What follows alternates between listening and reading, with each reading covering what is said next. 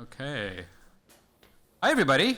Good to see people, like in person, not on Zoom, except for everybody who's over on the Zoom or on the webcast. I'm going to just talk for a minute while people probably load up onto our live cast. Let everybody know through the website, and I've been sharing it on LinkedIn and Twitter, that everybody can watch us online. We're expecting several hundred people online, joining about 60 people here in the room, which is really, really nice. Welcome. It's so good to have everybody here. I'm going to do a really brief introduction to what we do here, what we've done here for the last 5 months together as the cohort 2022. And then quickly, after letting my colleague Svava introduce herself and introducing the judges, get to the pitches. So we have 11 pitches to go this afternoon. I'm going to use this thing. So what we've been doing here, in a nutshell, is working on solutions, what the teams here have been working on. And they're not designing solutions for people, but what we always say is you're designing solutions with people. And you're going to see 11 remarkable solutions today. We have a whole system here at MITdesignX to support teams, ideas, individuals, and turn them into ventures, organizations, and entrepreneurs. Today, we're approaching the end of this process. People are about to graduate, right? You're going into the postgraduate mode of MITdesignX. We gave you a curriculum, we gave you some money, maybe some more tonight. This afternoon. We gave you a workspace. Some people have been making a really good use of it and mess of it. Keep on doing that. We have a large network. We have a lot of mentors who I'm going to thank in a minute. And now you're going to pitch, and you're launching yourselves. It's live. It's real. And you're going to become alumni of MITdesignX. You're going to be joining some amazing people, over 50 teams, several hundred people now that are working around the world, making an impact and making change. These are just 3 of them who are really leaders in innovation and in impact, and they're being recognized. They're being recognized for their efforts. They're being recognized by investors who are helping them make an impact, and this is where you're going. This is where you've been. This is where they've been. We've had a curriculum that they've gone through since January. We have 4 phases where they go through the process of working out what is the problem that they're working on, that they're trying to solve. They then work on solving it and designing a solution, and you're going to see that tonight. I'm just going to keep on saying tonight, because we always used to do this at night, so I used to call it pitch night, and it's really hard to call it pitch day. So if you're in Europe, this makes total sense, right? It's night. But here on pitch day, you're going to see those solutions. In the envision stage, you started to create business models and the organization, and kind of realizing how that solution can become real and not just an idea. And then finally, in scale and deploy is where you actually take this venture and make it real, turn it to the world, figure out the plan, and communicate it. And that's what we're going to be doing here today. I wanted to make a special thank you to all our mentors. Some of them are here today with us in the room, and some of them are online. And these mentors have been working with our teams really hard over the last few months, and I know them very well, and they're going to keep on working very hard in perpetuity with the teams, because that's what they've been doing. Sorry. So today we have 11 teams. It's about 25 people.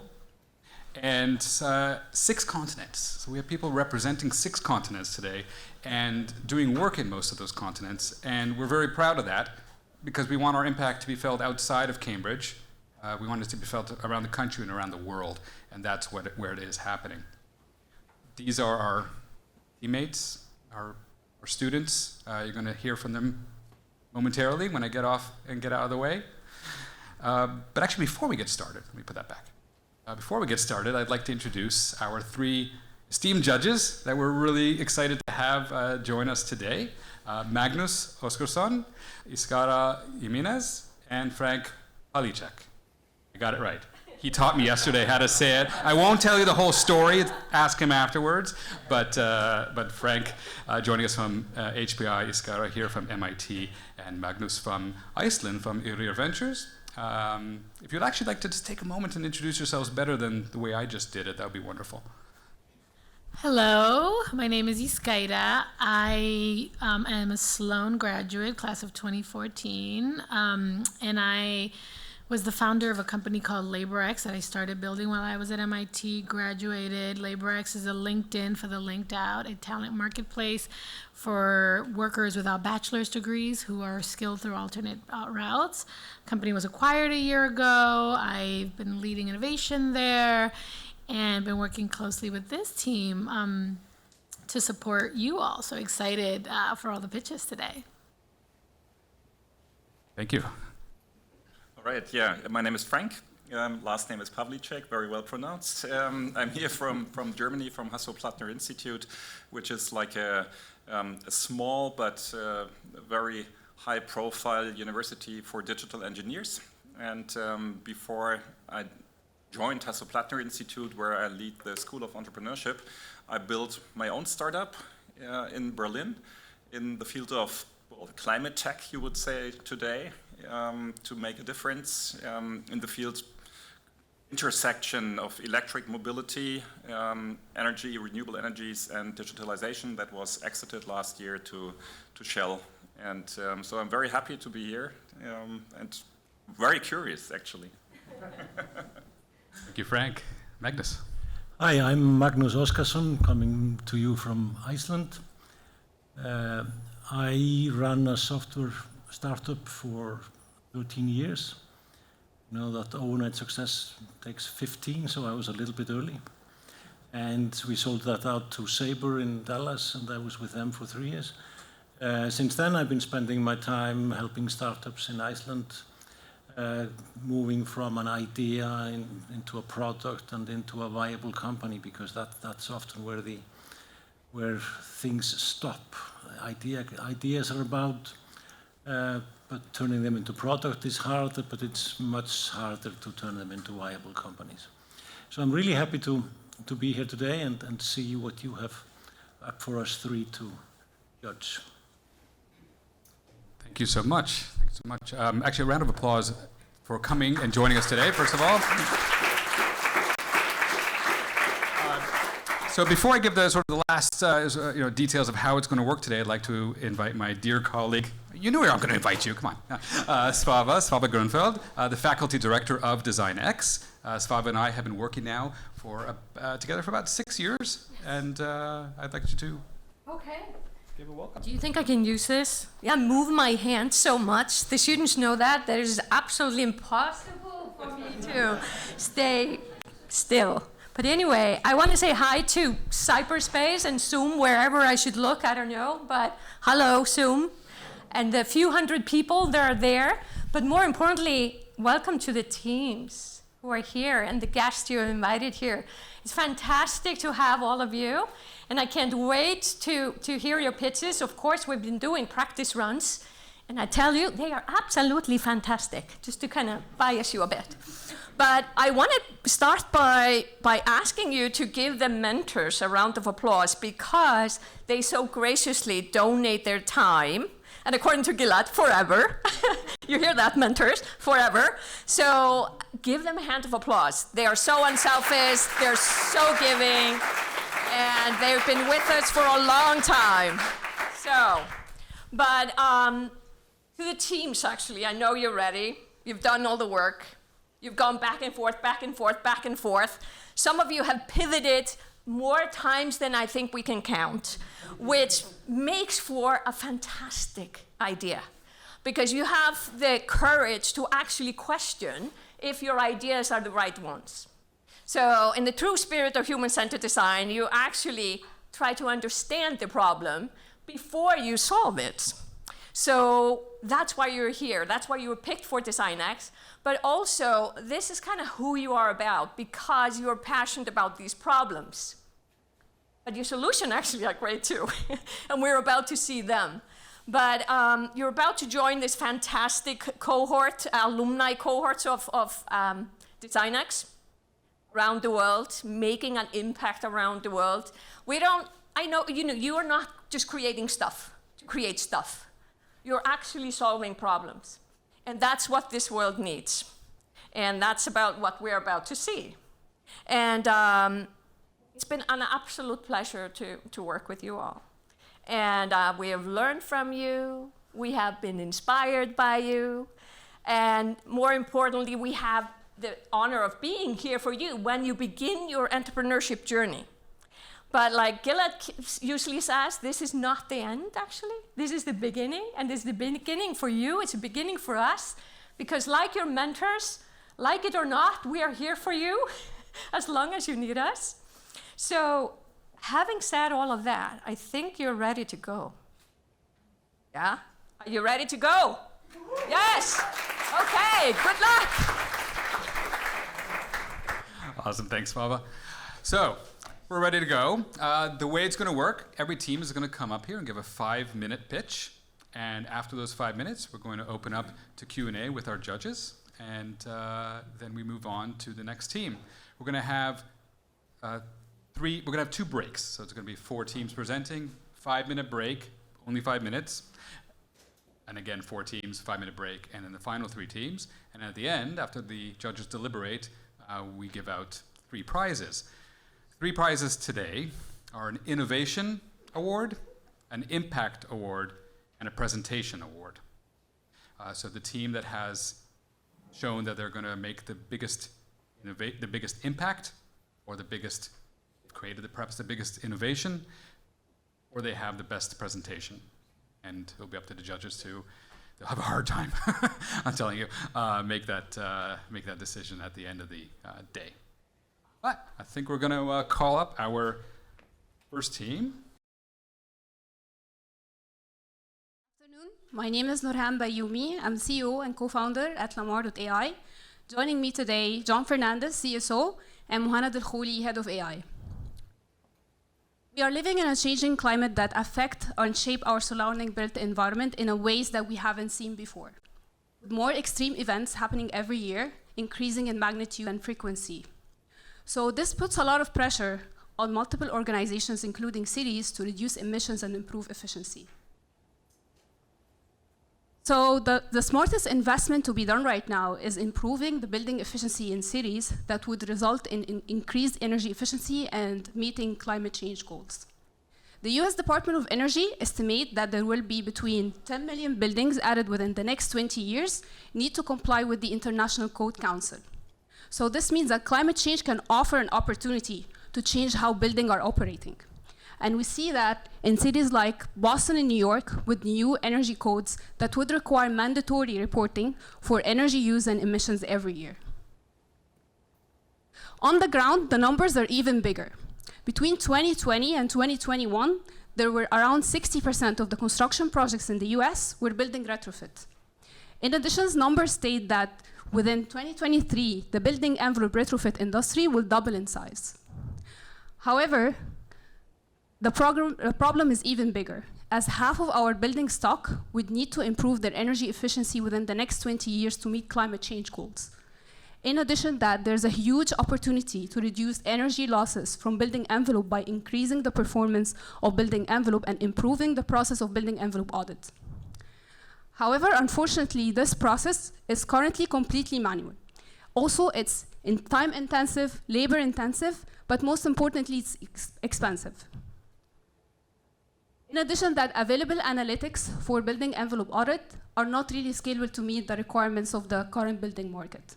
This is why we created Lamar. We want to automate the process how building envelope are being made right now. Think of an MRI scan for building. We are using artificial intelligence, aerial data, and infrared to autonomously detect defects in building envelope fully autonomously. Our process consists of 3 key components. First, data collection with drones, where we combine RGB and infrared data, and then we collect these information and our process using our proprietary machine learning and computer vision models that we have trained by thousands of images that we have been collecting over the past 5 years. Finally, all these informations are registered into 3D model that carries the location of the anomaly and the class of the anomaly. And this could be directly integrated into 3D building energy modeling fully autonomously. Our clients can use our software and get access of full suite of kit, starting from flight planning, data collection, geometry construction, image processing, and 3D energy modeling.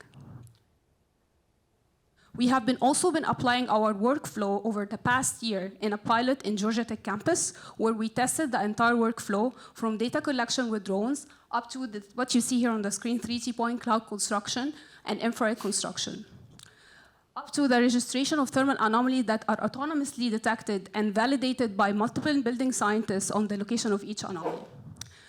What you see here on the screen is the first Lamar audit web app that currently run on the cloud. And anyone can upload their data set that they collect with drones or even a mobile thermal camera like this one, and they get results in a matter of seconds, as our algorithm can process thousands of images in less than 1 second. So we see a huge value in our technology, as we are cutting down the time spent in data collection by 85%. We're also 90% cheaper, and we're faster and more accurate. With respect to our competition, for the 3 service kits we're providing, aerial data, thermal inspection, and energy modeling, Lamar stands at the top of the autonomous processing.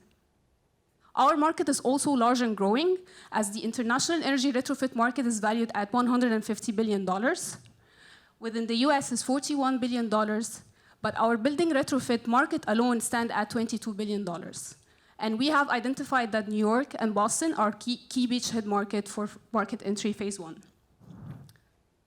So we see the market entry happening in 2 phases. Phase 1, working with large property managers, using the Lamar audit software, which is a B2B model, and then we transition to B2C in the phase 2, working directly with homeowners through the Lamar do-it-yourself kit diagnose.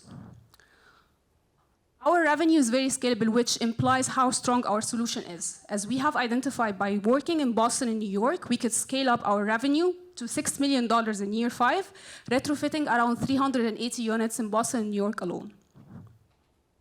Over the past 6 months, we have been developing our first MVP, and we see the national growth happening between 2024 and 2025. We're also in negotiations with our first paid project with Microsoft and Renew Communities. We have been recognized by multiple accelerators inside and outside MIT, and we're also applying for other incubators outside MIT, like Genesis New York. We believe that we have the right skill set to tackle this problem that are well suited with our expertise that range from building technology, machine learning application, AI-based solution, and environmental solution. Finally, I'd like to say why we named our company Lamar. It's a tribute to the actress and inventor Hedy Lamar and all other inventors who didn't gain prominence during their time, especially women. We are Lamar, and we are relieving your audit headache using artificial intelligence and aerial robotics. Thank you.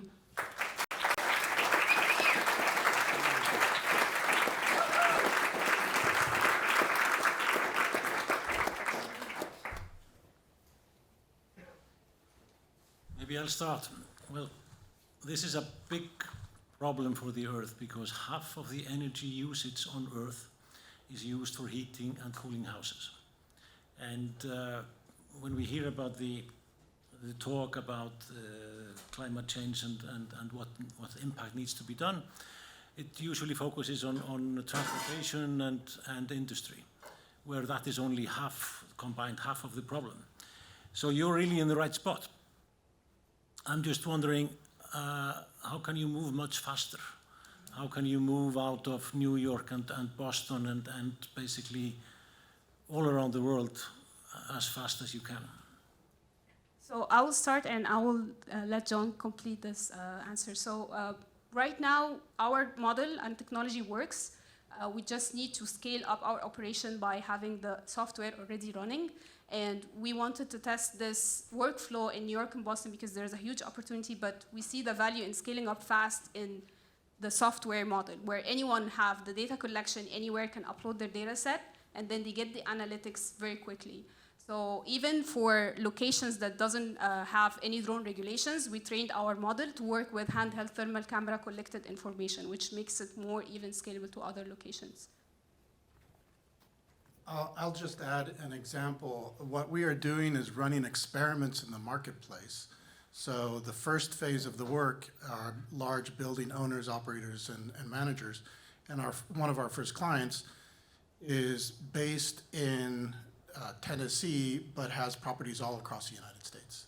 So it's not, our beachhead markets are Boston and New York, but I think we're going to find very quickly that real estate owners and operators are geographically spread out.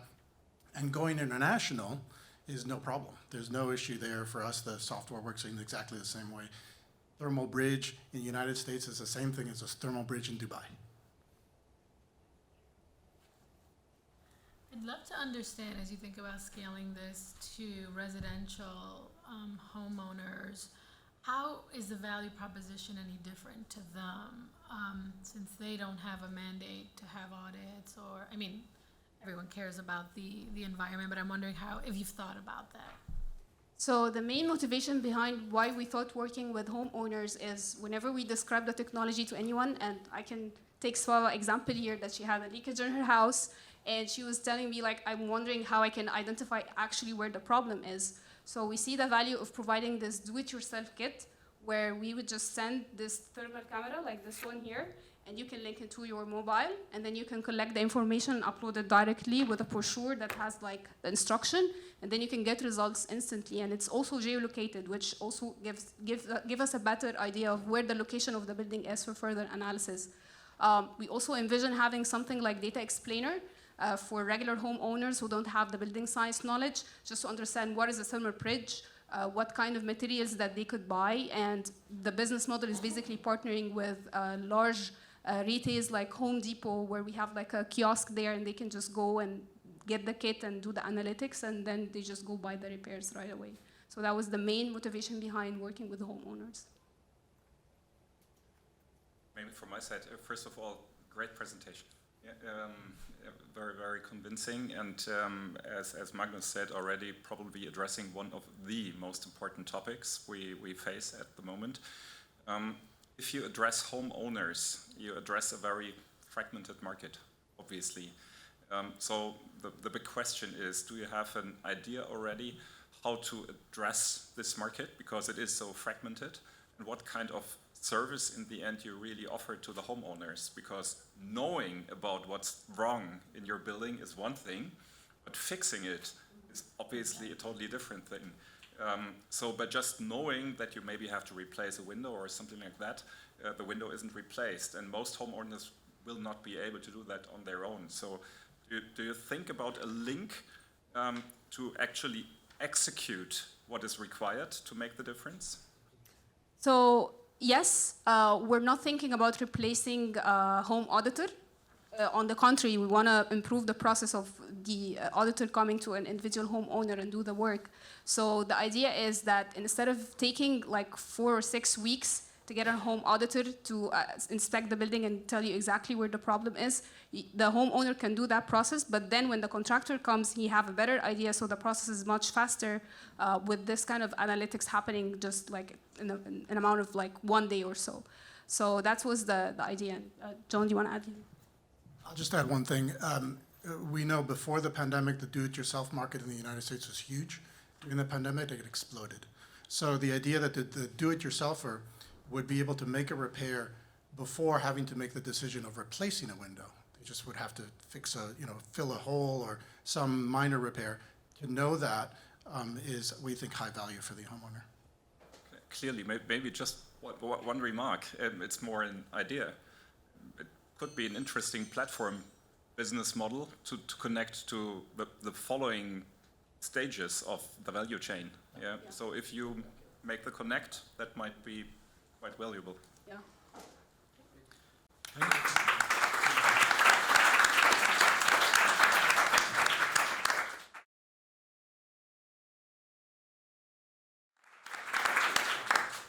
All right. Hi, everyone. My name is Miguel. I'm Sam. I'm Steph. And we're Cohab. All right, so by show of hands, how many of you have had a home improvement project that finished on time, was under your annual budget, and had zero drama? That's what we thought, right? So 2 out of 3 homeowners actually in America find home maintenance and improvements stressful. And it's not you, it's the whole freaking system. Home improvement and construction is actually the #1 worst source of consumer complaints in the United States. And that's not despite the lack of options, right? We all know them. There is the Angie's List, the Yelp, the home warranty companies, the insurance companies, but yet consumers are still dissatisfied. And a third of homes in the United States are overdue for repairs. Close to a half of homeowners are still living with the repairs that they first needed when they purchased their home. This is a concerning figure because this may lead to ultimately more expensive fixes in the long run. And when asked why they waited, 86% of homeowners said that they did so due to financial reasons. So allow us to introduce Cohab, your long-term partner in the home care and management of your home. We do this in 3 different ways. We assess your home's needs, we create a maintenance plan, and we carry out the repairs with care, all from an app. So as an example, meet Jay. She's a 30-something-year-old homeowner, a teacher who just purchased her first home. She's part of the millennial group of homeowners that made up 43% of the market last year. And her new home is a 2-bedroom condo in a 1940s walk-up, one of thousands across Boston. She chose it because it met her budget and fell in love with the historic charm. For Jay, the typical home inspection process is daunting, and she's not sure what to do with the information once she has it. Through Cohab, she'll be guided through a 3-step process, ending up with a customized and fully coordinated repair plan far in advance of any emergency. The process starts at closing, where her realtor recommends she sign up for Cohab. In phase 1, Jay creates an account and enters her info. Within days, a Cohab building scientist conducts her inspection, scanning the home inside and out, live tagging equipment, systems, and construction details. This is transferred immediately to Jay's homepage, where she is presented with an intricate home virtual clone. In the app, each repair includes a projected system lifespan and breakdown of the subscription cost upon her home needs. In phase 2, Jay selects whether to eventually replace her systems in kind or upgrade with one of several repairs, like swapping her gas hot water tank for a more efficient tankless option. In the app, she can see the lifespan of the item, like an 18-month replacement estimate, along with all the other future repairs. And instead of being hit by a one-time fee, Jay pays a comfortable monthly rate towards her future repairs. In phase 3, when it comes time for the repair, Jay first receives a notification with available times to schedule a pre-selected contractor. Cohab then coordinates the scope with the contractor through the virtual home clone. Finally, we then take care of payment directly and update her app with the new home specifications. Through Cohab, Jay knows she's not only protected from a major system failure, but she has intricate knowledge of her home and needs, so she knows she's getting the best deal. No more Sunday scaries.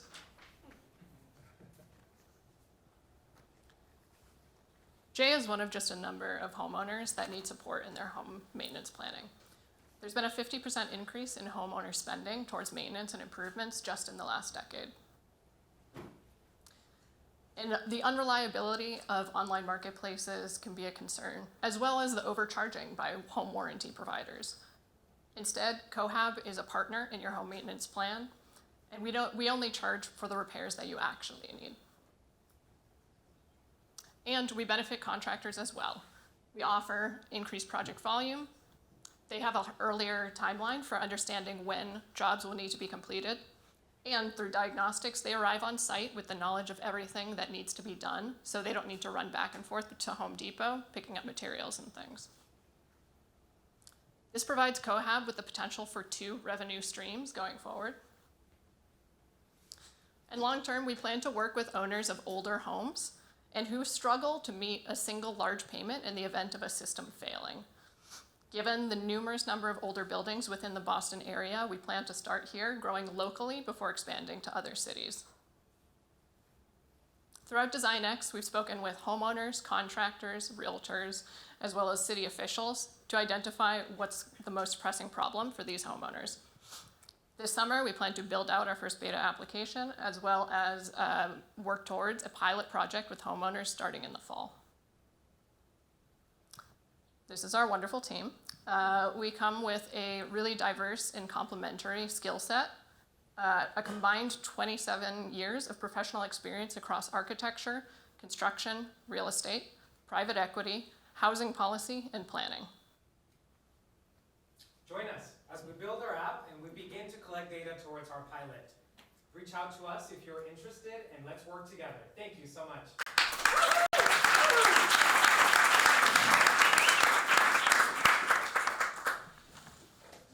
Great presentation, thank you. So putting on my prospective homeowner or looking for a home, I'm wondering a few things. One, why did you select the closing point to be kind of where you introduce this, as opposed to having the seller do this before they put it on the market? Or so I'm curious about that. And then in repairs, you know, just based on all the Facebook groups I'm in, this is a business of trust, and so people are always asking for referrals because you get burned so much by contractors. So I'm wondering, how are you building trust if I don't even know who's coming and they don't come with a referral from the contractor perspective? I know the data helps me out a lot, but there's still a human that needs to deliver this under budget and on time. I can take that. So I think first, to answer the last question, trust is definitely something that we heard constantly from homeowners and also from contractors. So I think for us, we want to rely on the local sources of knowledge, so the Facebook marketplaces of the world, where homeowners share this information with each other about which contractor is reliable, which contractor is able to work with them. So when we're looking at fixer-uppers in particular, there is a niche specialty. There are specific contractors who understand the types of homes that need different types of roof repairs, window repairs, et cetera, and we want to go to that market, vet them. So we're gonna have contractors that are already vetted by your neighbors, essentially. And then as prospective home buyers, they're already loaded with a lot of information, right? And they're already weighing out all the different options. So we think that's a valuable opportunity for them to get acquainted with the different opportunities and the different challenges that they may have when making such a big decision as it is the purchasing of a new home. To add briefly to that too, also through interviews, we heard from several recent home buyers that that point of inspection kind of was when they're most tied into what was going on in their home. And when they received that, they really didn't quite know where to go from there. And so it seemed like a very clear entry point for us. Maybe impressive, very impressive for a very multidisciplinary team. I like that a lot, that so many different angles have been taken into that product.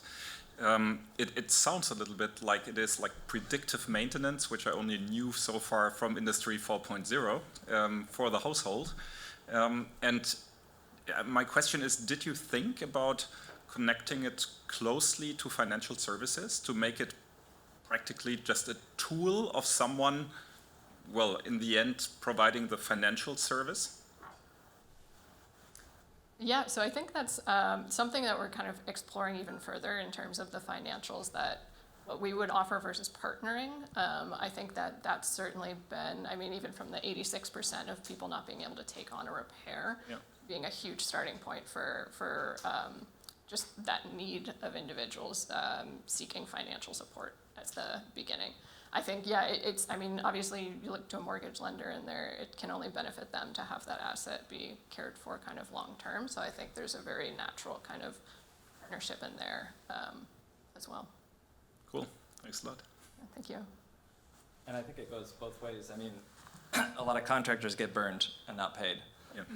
And so what we hear is also, you know, they're not at home on their computers. A lot of the times they don't have overhead staff in the office. So the more we can handle billing, project management, guarantees for both sides, homeowner and contractor, I think it makes everyone a lot happy, builds trust, and you know, they can get guaranteed to get paid, the job will be guaranteed to get done. I think it's more than that. I think you increase the value of your home considerably if you can demonstrate a long history of maintenance in this way, basically preventive or doing the maintenance just in time rather than waiting, as you mentioned, for a long, long time. Scaling, how do you think about that? How do you envision yourself going outside of Boston? I think, well, so there's a very valuable aspect to the fact that the three of us are now homeowners, and we live in different communities in different states. So I live in Las Vegas, Nevada, also live in a historic community, whereas a tight-knit market, a tight-knit community where individuals are already working together to achieve repairs and resiliency for the entire community. Through the sharing of information. So I think the most natural extent will probably be the markets that we're most connected to and the communities that we are most connected to. I think in terms of the scaling question, what we kind of identified as a clear integral piece is that kind of building scientist who's entering the home and making that kind of first, really the interpersonal connection at that point. And that being a point where they will understand sort of the housing typologies in the area, as well as the most common needs, whether it's you have large heat and cold fluctuations or outdated systems. So I think having that piece and then getting a system for vetting contractors consistently across different areas will enable us to scale more effectively. Can you remind me, it happened a little fast, how you make money? So two ways, as I know, is it like the audit itself that you do and then the actual, like a percentage of the cost of the project? Yeah, so the way we're thinking right now is it's a cost of, it's a percentage on top of the actual overall expected repair costs. And that would then be lumped into that monthly payment that the individual's paying. And then on the other side for contractors, they would be paying an annual fee to be a part of this. Have you thought high level what these percentages would be or what these fees would be? I think it's okay if you haven't. Yeah, I think that's actually very much our next step. I think we kind of want to do some throwing things out, testing it against individuals in from both the contractor side and the homeowner side, and see what would be supported. I know just preliminarily the median kind of monthly cost that individuals were able to maintain was about $200 a month, and so that's a very, very high level survey that was just done by like a home advisor type group. And then your unfair advantage, what would you say really sets you apart? I know Angie's List and, you know. I mean, I think this image kind of sums it all up, right? I don't know how many of us have been like Jay, where she can just sit down, relax, read her newspaper, somebody comes in, fixes something for her, leaves, right? I think what we have connected with when we're reaching out to homeowners and having these interactions is that there's a lot of stress, there's a lot of nervousness and anxiety about the whole process of scheduling, managing, completing a home improvement project. So the fact that people don't even have to worry about that through COHAB, I think is what makes us really valuable. Mm-hmm. And the preventative piece as a part of that as well, sort of heading those problems off before they become an emergency, and you're suddenly scrambling to call someone on Angie's List. That, and I'll certainly throw out there that we have an incredible team that has a really, really fantastic background for this.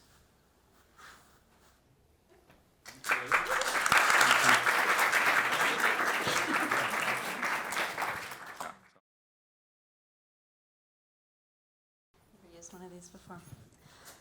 All right. So currently, the internet is a cesspool of misinformation. I don't know if any of you guys have noticed that.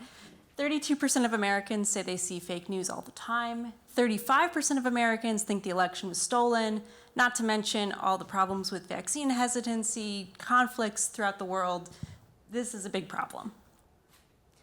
Currently, social media companies are using professional fact checkers to fact check articles one by one, and they cannot keep up with this. There are maybe a couple hundred fact checking organizations in the world, and there are billions of pieces of content coming out every day. So it's not even close. And actually, I've worked as a professional fact checker for Facebook, for TikTok, for PolitiFact.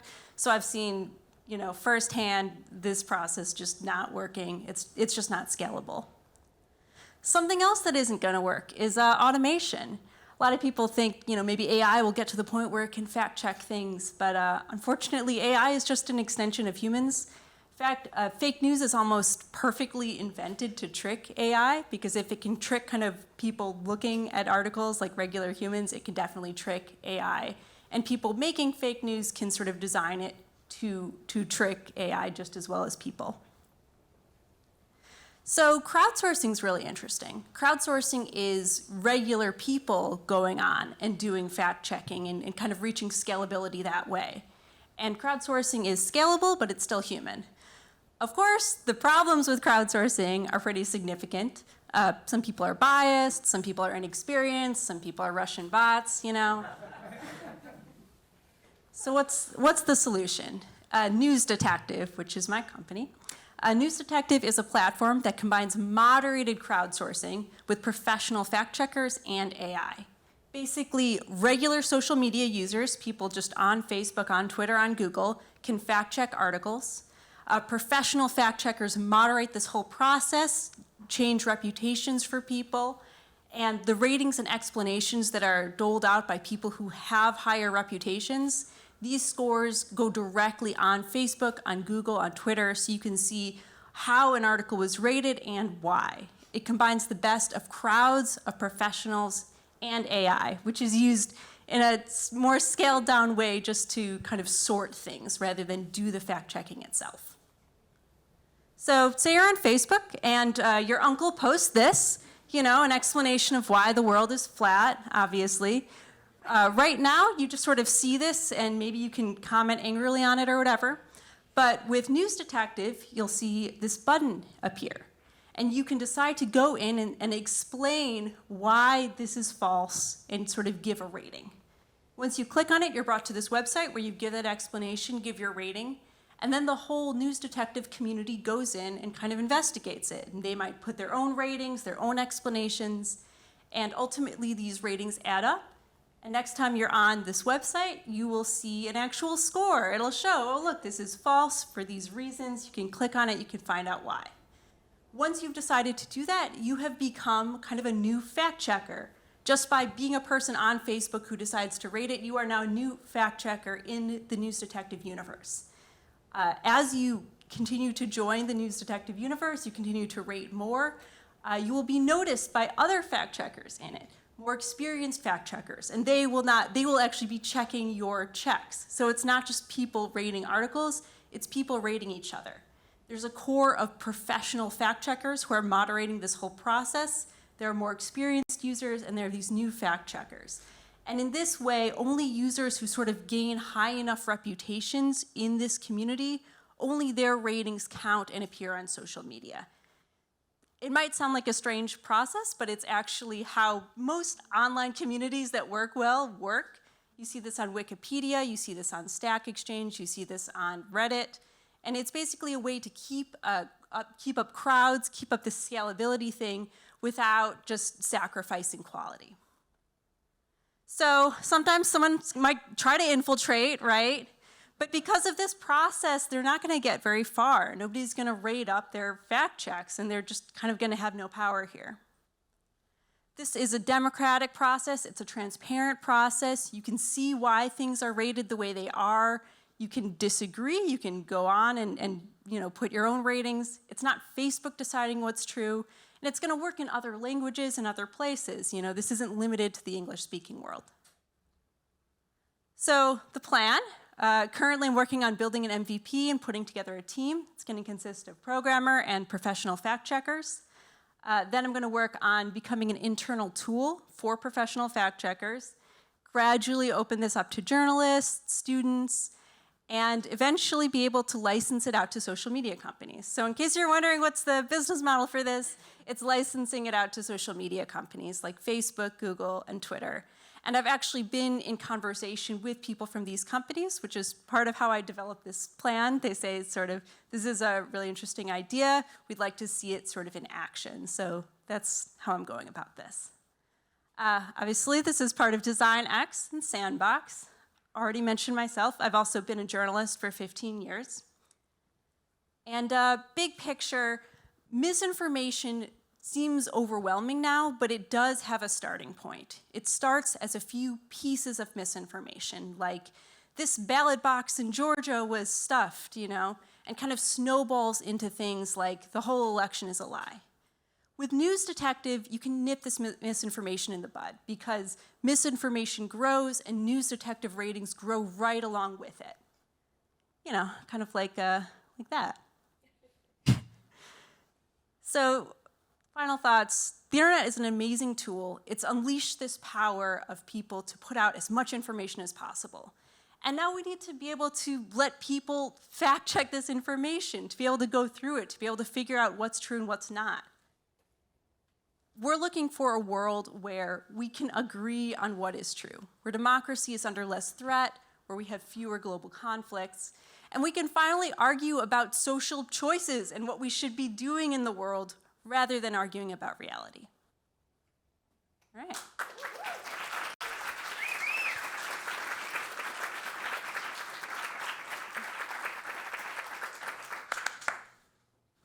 Very, very interesting. I mean, talking about the democracy that keeps us alive here, this is probably a highly, highly important topic. Thank you so much. Well, I have a couple of questions. I try to limit it here. Maybe, first of all, what is the incentive for fact checkers to participate? Is it like, as in you described it, to sort of be as Wikipedia? Is it just the incentive to have the right facts, or is there more and very closely connected? Is there a business model behind it, or is it a non-profit organization? Because it's probably not very easy to combine both. Yeah, so in terms of why people will join and fact check it, kind of a lot of reasons. One of them is, if you've ever seen the Facebook comment section, I think people are already kind of trying to do this. People see something, they disagree with it, they want to like go in there and kind of argue about it, and this kind of creates a way where you can actually win those arguments.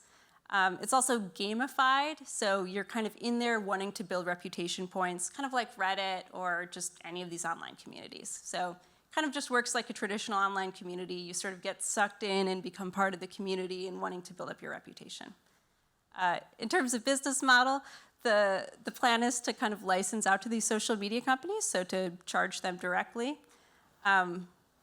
Yeah, but I'm also I've been playing with different business models, so open to different ideas about that too. All right, thanks.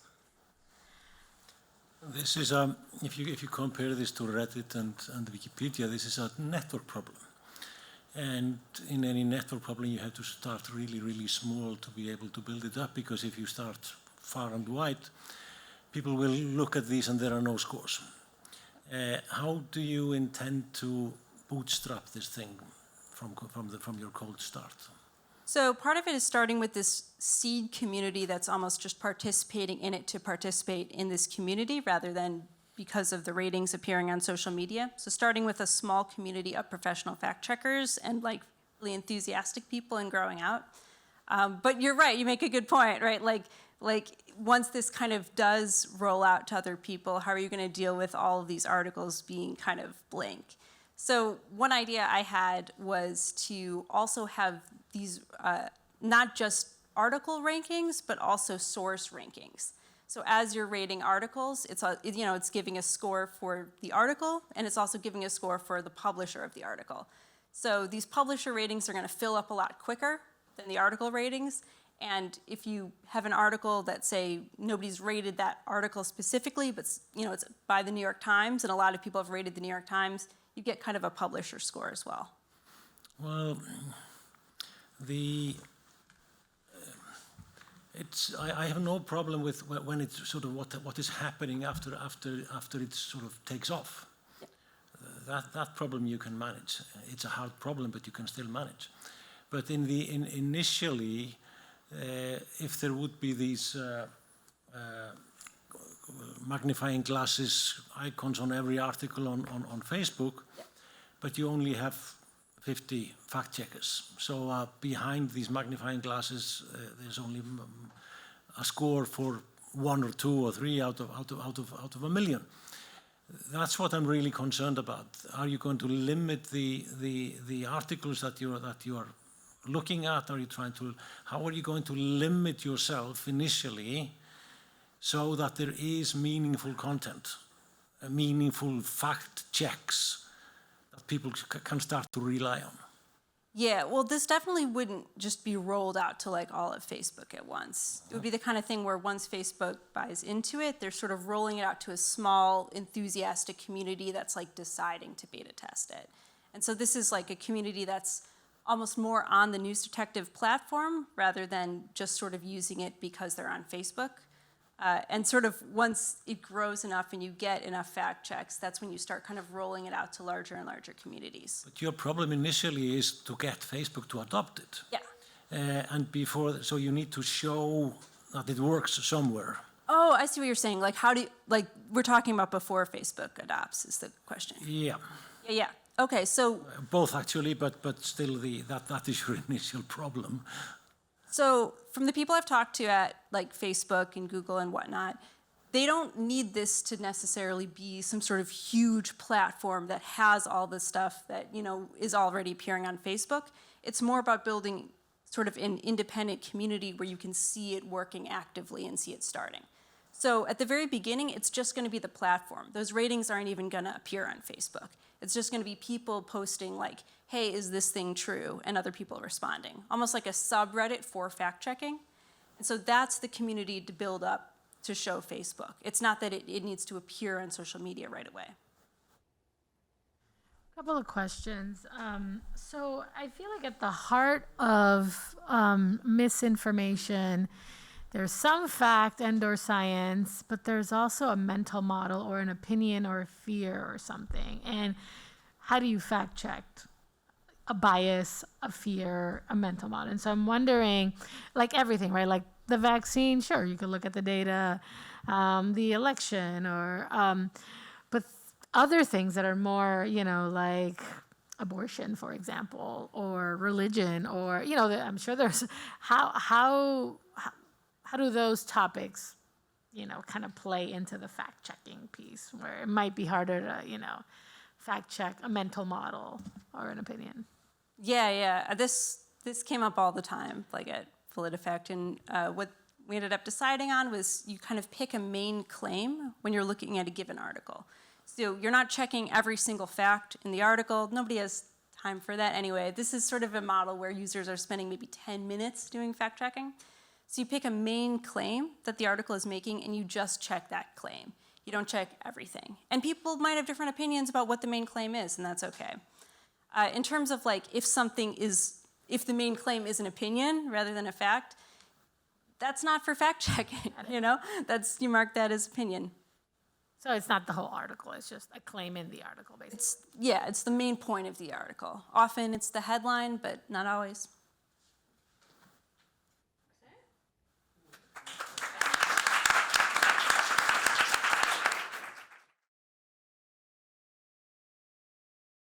So, hey, my name is John Devine. I'm the founder of Civic Atlas. I'm a first-year Master of City Planning candidate here at MIT, and before that, I spent around a decade working in and around urban planning in Dallas, Texas.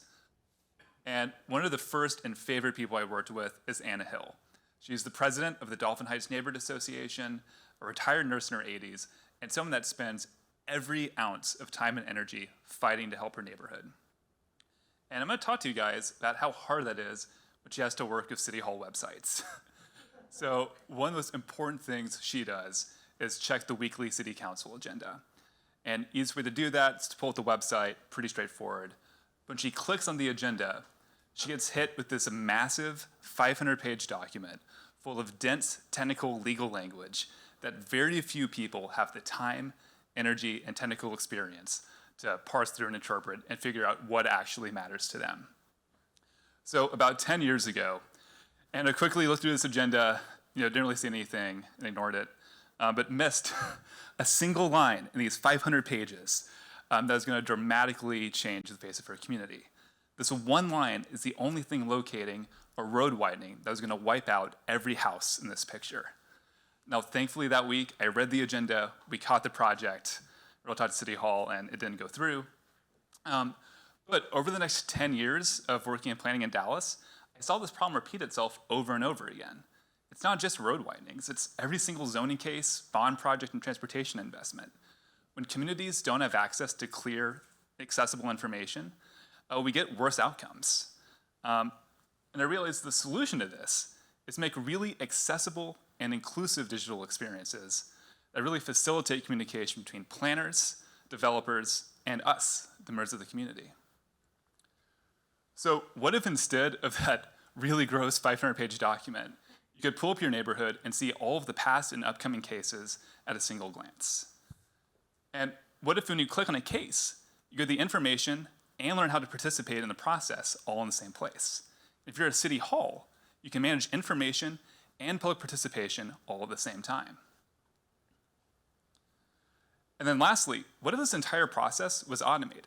Instead of asking city halls to change how they do every step of the process, what if we could actually work with the existing documents and automatically create something more accessible and inclusive? The great news is, I actually already did this. I realized it's a solvable problem, so I taught myself how to code, and I built a fully automated web tool for the Dallas City Planning Commission. This checks the website every single day, finds the latest version of that PDF, and turns it into a simple, intuitive, interactive map. So, of course, this is more than just a Dallas problem. There are over 800 cities in the US with populations above 50,000 people that I think would be an excellent target market for this product. And I think that cities actually have a ton to gain from working with us. So starting off, this builds trust and communication with their constituents, something that's vital for city halls to function. It helps them use staff time much better. Instead of asking planners to constantly field questions from the public that could be easily addressed by a simple website, they can just go to the website instead and focus on planning. And lastly, it's a lot more efficient to hire us than to try to hire their own internal user experience and web development team. So I think even for city halls with tight budgets, we think we have a strong value proposition to offer. And then finally, there's 3 big sources of revenue. The first and most important is charging an annual license fee to cities to use our platform. The second is selling the insights we get from this data to real estate developers. Figuring out, what are those thorny issues that can really hold up an approval or get pushback from a community. And the third is selling access to our national database of reformatted data to researchers and journalists to figure out what to cover, figure out what's important in their community. So over the next 6 months, we have 2 big work streams. The first is working with an undergrad researcher here at MIT, Mira Gregerson, majoring in computer science and planning. And she's going to be looking at a couple of different cities and how they currently share data today. Saying, what is the shared underlying structure between cities, so we can structure our automation around that. Secondly, I got a grant from the MIT PKG Center to work on a front-end pilot with the Dallas Free Press, a local newspaper. They have interns already going through these agendas, so I'm just going to work on how to repackage the information in the most inclusive and accessible way possible for 2 low-income communities in Dallas. Over the next year, the plan is to launch a full-scale, fully automated pilot, and my ask of you tonight is to be my partner for that pilot. We're getting started in Dallas, and I'd love to add your community to my map, and I would love to open the floor to questions.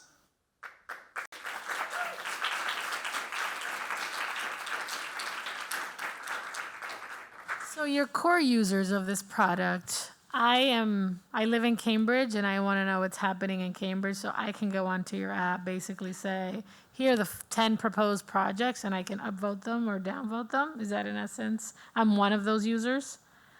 Did I get that yeah, right? so our plan is our main paid customer is local governments, but the users are everyone. Okay.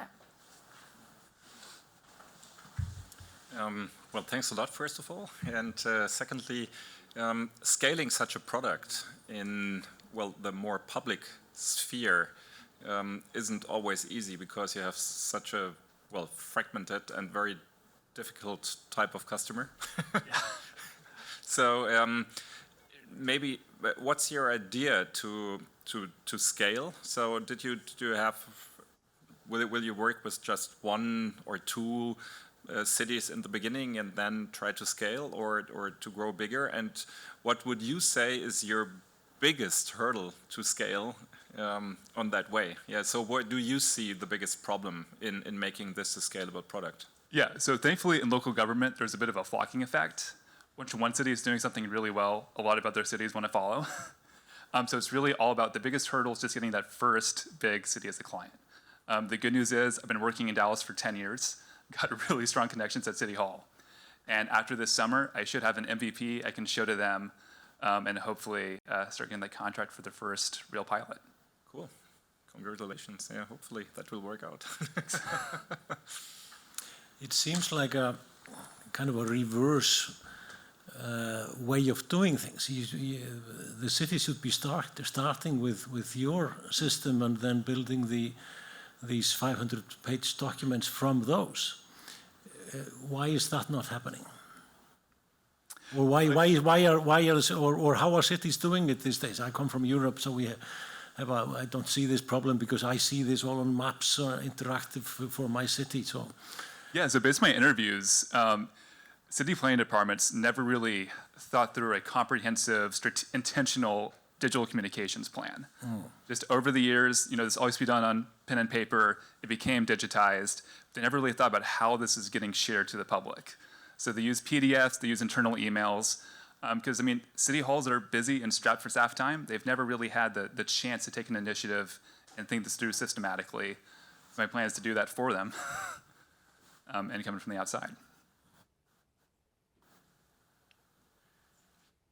Thank you. Appreciate it.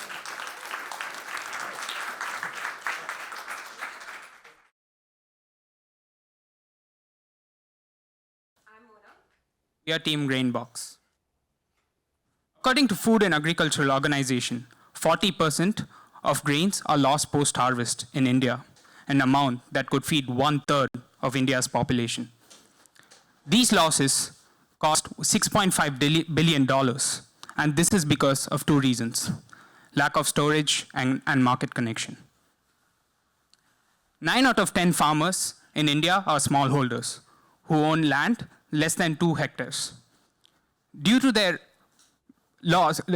production, which is less as compared to large farm holders, government and private sectors have not provided them with assistive technologies, warehouse facilities, and connection to market.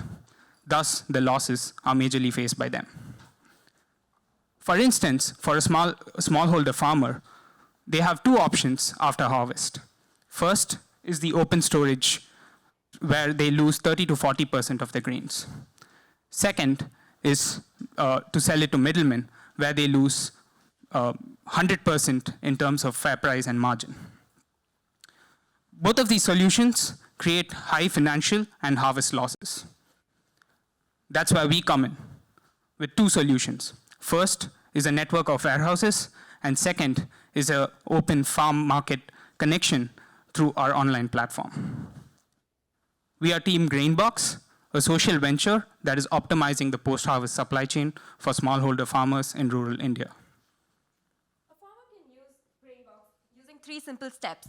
First, the farmer can download the Grainbox application or go to the nearest Grainbox facility for assistance. After that, they can use their preferred language and create a personal profile and select the grain box which they would be storing their grains in. Second, they can request for a quality check and also opt in the number of bags they would be storing in the warehouse. And once that is done, within 24 hours, Grainbox tests their grains, records, and approves their transaction, and it's done. And they also additionally have an option to opt for additional loan credits until their produce is purchased by a wholesaler. And once it is approved, they get list of verified wholesalers where they can sell their produce with quotations. So it is up to them to choose which wholesaler they want to sell their produce to. And it is time that the farmers are empowered to choose to who and when they want to sell their grains to. Grainbox comes with 5 essential values. First is safety through our hermetic infrastructure. Second is affordability through the low rents that we provide that is accessible for farmers. Third is accountability through our online transparent marketplace. And fourth is accessibility by decentralizing warehousing across India. And finally, awareness through our training and educational platforms along with trust building. Grainbox functions with 2 revenue streams. First is the rents that we charge, which is very minimal on the warehousing. Second is the 2% market commission that we take from the buyers on every transaction that is made. This could amount to about $50,000 for every warehouse that is built.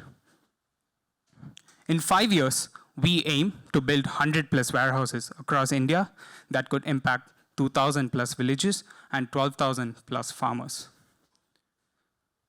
Over the last 6 months, we've been working with our community partner, Millet Bank, in Mulluru Krishnapuram village in Andhra Pradesh, where we have been testing our first pilot with 3 activities. First is the Building Trust workshop. Second, we have been experimenting with hermetic containers using local techniques. And finally, we have been renovating an existing structure as a warehouse.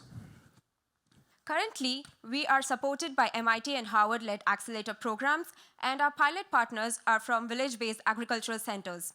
With a growing investment in agriculture center in India, we believe Grainbox has the potential to harness and impact it at rigorous scale. We are a team of highly passionate and multidisciplinary group that range from specialization in architecture, design, agriculture business champions, and data analysts and UX designers. Our immediate timeline is basically like completing our pilot project and expanding team over the summer. Over fall and winter, we plan to test 2 prototypes and get customer feedback. And by next spring, we want to kind of focus on our capital investment and building partnerships, and that would lead to our launch in fall of 2023. Finally, our goal is to impact the lives of 130 million smallholder farmers in the country and reduce 90% of post-harvest losses. And we want to make sure India is food secure. Thank you.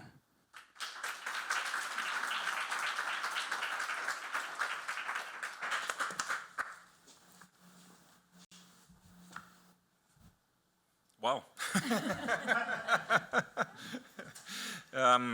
Wow, yeah, there's really a lot of impact behind that.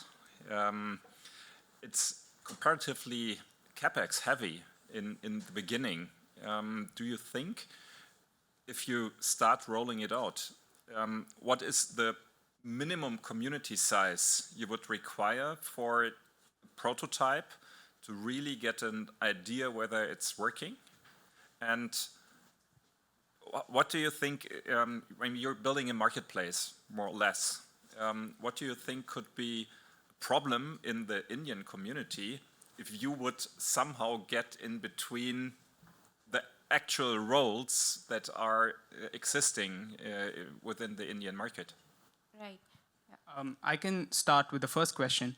Like you said, our experimentation with the pilot is quite similar. We are trying to test out what is the scale each warehouse can reach, and that's our first pilot, where we are currently working with 60 farmers, and we are also having 20 students from agriculture universities around, so that we also get to know what is the kind of participation we can get from institutions. And we have 2 community partners, one NGO and one for-profit organization, who are working with us. I guess in these workshops, what we understood was there is a lot of potential, but the scale has to be quite tight, because beyond a scale of, let's say, 100 or more farmers, the trust loses, because farmers tend to get a little insecure among many people. So that's why we want to keep our warehouse scale very small. And to answer to your second question, the biggest challenge for us is to enter the political system of supply chain in India with all the middlemen and all these informal sort of system that is in place. But the way we want to sort of leverage that is we ourselves become a form of middleman which is transparent. So we want to make sure the existing middleman also is part of our system, but it's not where we intervene the market and break it. Rather, we want the middlemen to become part of Grainbox in the process, where they also start, because they have the connections and the trust already with the farmers. So the value proposition is very clear to me for the farmer. Mm-hmm. I'm wondering what the value proposition is to the seller, right? Because you have a marketplace where you're then connecting their grains to sellers. And so Is it the data because you're, looking at the health of the grains, or I'm just curious. Have you thought that through?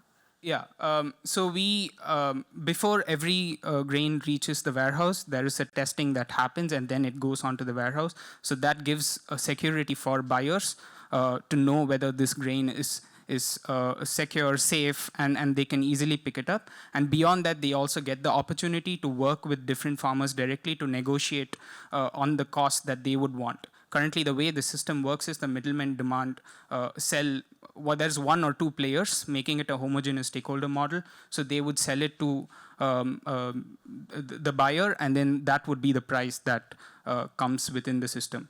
While our larger value is to empower smallholder farmers, we feel making the system more transparent will ensure buyers also to have a positive sort of impact. I think this is a great thing to work on. But if you want to limit it to 60 farmers per warehouse, you need 2 million warehouses to impact 130 million farmers. Yeah. I question the economic viability of that, even though the impact is huge. How many people do you foresee that are needed to operate one warehouse? The cost structure of that. Yeah, currently, initially we needed 2 or 3 people operating from our community partners' side, but then we also understand slowly as we build a sort of trust with the farmers themselves start taking care of this infrastructure with very less sort of requirement from our side, like maybe 1 or 2%, and more than that, the operational expenses within these villages are very less. That makes it even more easier for us to function something like this. And the current model is where these large warehouses are located at very long distances, so that puts a lot of burden on the supply chain, which is why the grains are not able to reach the place. So by reducing the size and making it more affordable, and even if it's building more warehouses, we feel this would be more impactful both socially as well as environmentally. Something to add to that, our pilot project is actually to do adaptive reuse of an existing infrastructure. So we're also aiming to not only create new warehouses, but use the existing infrastructure and modify it in a way that they are hermetic and they can be used for storage facility. Yeah. And this has also been a tradition in India where granary is sort of very a communal thing where communities take part in storing their grains and making sure that they are stored safely. So we are just trying to build on what is already there. And the way we see ourselves, the biggest advantage that we have right now is that Forbes took a survey on how many farmers have access to smartphones and digital technology, and 1/4 of 120 million farmers have access to smartphones, and this is going to increase. And that is why nearly $350 billion of investment has come into agri-tech in India.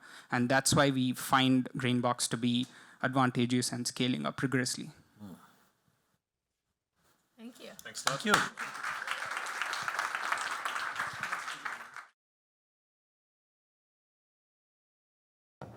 This is the future of 3D design. I'm Yu Jie, and this is my partner Ren Jia. In the next few minutes, we're going to show you how we can make 3D design easy and accessible for all. Imagine being able to design and create this beautiful vase within minutes, and simply with the tools you've already owned. That's your smartphone and your hand gestures. With the AirCAD system, the possibilities are limitless.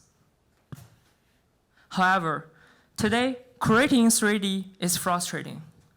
Learning 3D modeling software takes a lot of time. It's hard, and the required hardware is also expensive. Let's look at the detailed 3D creation journey today. You need to choose among multiple software and tools, navigate the jungle of tutorials, learning complex commands, and also mastering your logic behind the software if you really want to create freely in 3D. And the time to value could take 2 to 3 months. With AirCAD, we're going to take off all the middle complexity in terms of 3D learning and creating. And you can create things freely in AirCAD within 5 to 10 minutes. Today, we rely on desktop and headset with use of mouse and controller to create in 3D. Tomorrow, you only need a smartphone, a cheap goggle, and also your hand. AirCAD is a mixed reality-based 3D mobile platform, and our system consists of 3 parts: the mobile app, the learning content built within, and also a cheap AR goggle. AirCAD is accessible. The AirCAD app can be easily downloaded from app stores with the phones that you already own. AirCAD is immersive. You will feel exactly you are there when you're creating in 3D. AirCAD is affordable. The AR goggle only costs $5 each. Next, we're going to show you how you can create a sophisticated vest that you just saw from the website. So your first step would be to put your cell phone into the AR goggle system. And we have developed a system of 3D UIs where it replaces the traditional keyboard input commands for the CAD systems. And you can use your hand to draw in the free air to create complex parametric curves and surfaces. And we also developed this demo for creating this 3D vest, where you first draw the base curve for the vest, and you extrude simply using by pinching your fingers and drag the geometry. And to make adding some fun to the shape, you just need to perform a rotate gesture, and then you get a complicated vest. And this is what you can create within minutes. You can simply 3D print out and have it in your real world. You can also put it in your metaverse space. You can pass this. So there are a number of companies operating in 3D design domain. What differentiates AirCAD from other competitors is that we are accessible, immersive, and affordable. We have 3 potential markets: education, metaverse, professional, and the metaverse. And within that, we're going to start with the education market. Teens are our primary target, high-impact target user group. And teens are already the mainstream 3D creators. They're active users of mainstream gaming platform, such as Roblox and Decentraland. And they're also at a crucial stage for brain development in terms of creativity, imagination, and STEM education. EdTech market is huge. In 2020, the US EdTech market size is estimated to be $64 billion. And AirCAD is well positioned as 3D creative education within the EdTech domain. In the next 5 years, EdTech market is also growing massively with an estimated annual growth of 18%. We have 2 types of subscription model. The paid school subscription was priced at $300 per month for 30 users. And also the freemium model for individual users, which costs only $9 per month. In the past 6 months, we've developed MAP in the MITdesignX program, and we've gonna develop partnership with private school partners in Boston, such as Nouveau, New England Innovation Academy, and Carroll School. And we're ready for beta testing this summer with a partnership with São Paulo Ministry of Innovation Academy on their youth digital inclusion program, which will improve the digital learning and fabrication skills for public goods. And within 2 years, we're gonna have our system ready for launch. In the 5 years, we're gonna expand our market and also have our AI-assisted learning module for personalized learning experience. We're AirCAD, a team from MIT and Harvard. We have extensive research and professional experience in mixed reality, interactive engineering, and human-computer interaction. As both previous design students and workshop instructor, we understand deeply about the pain points in learning and teaching in 3D. And we would like to shape the future of 3D that is easy and accessible. If you believe the future of 3D is easy and accessible for all, come talk to us.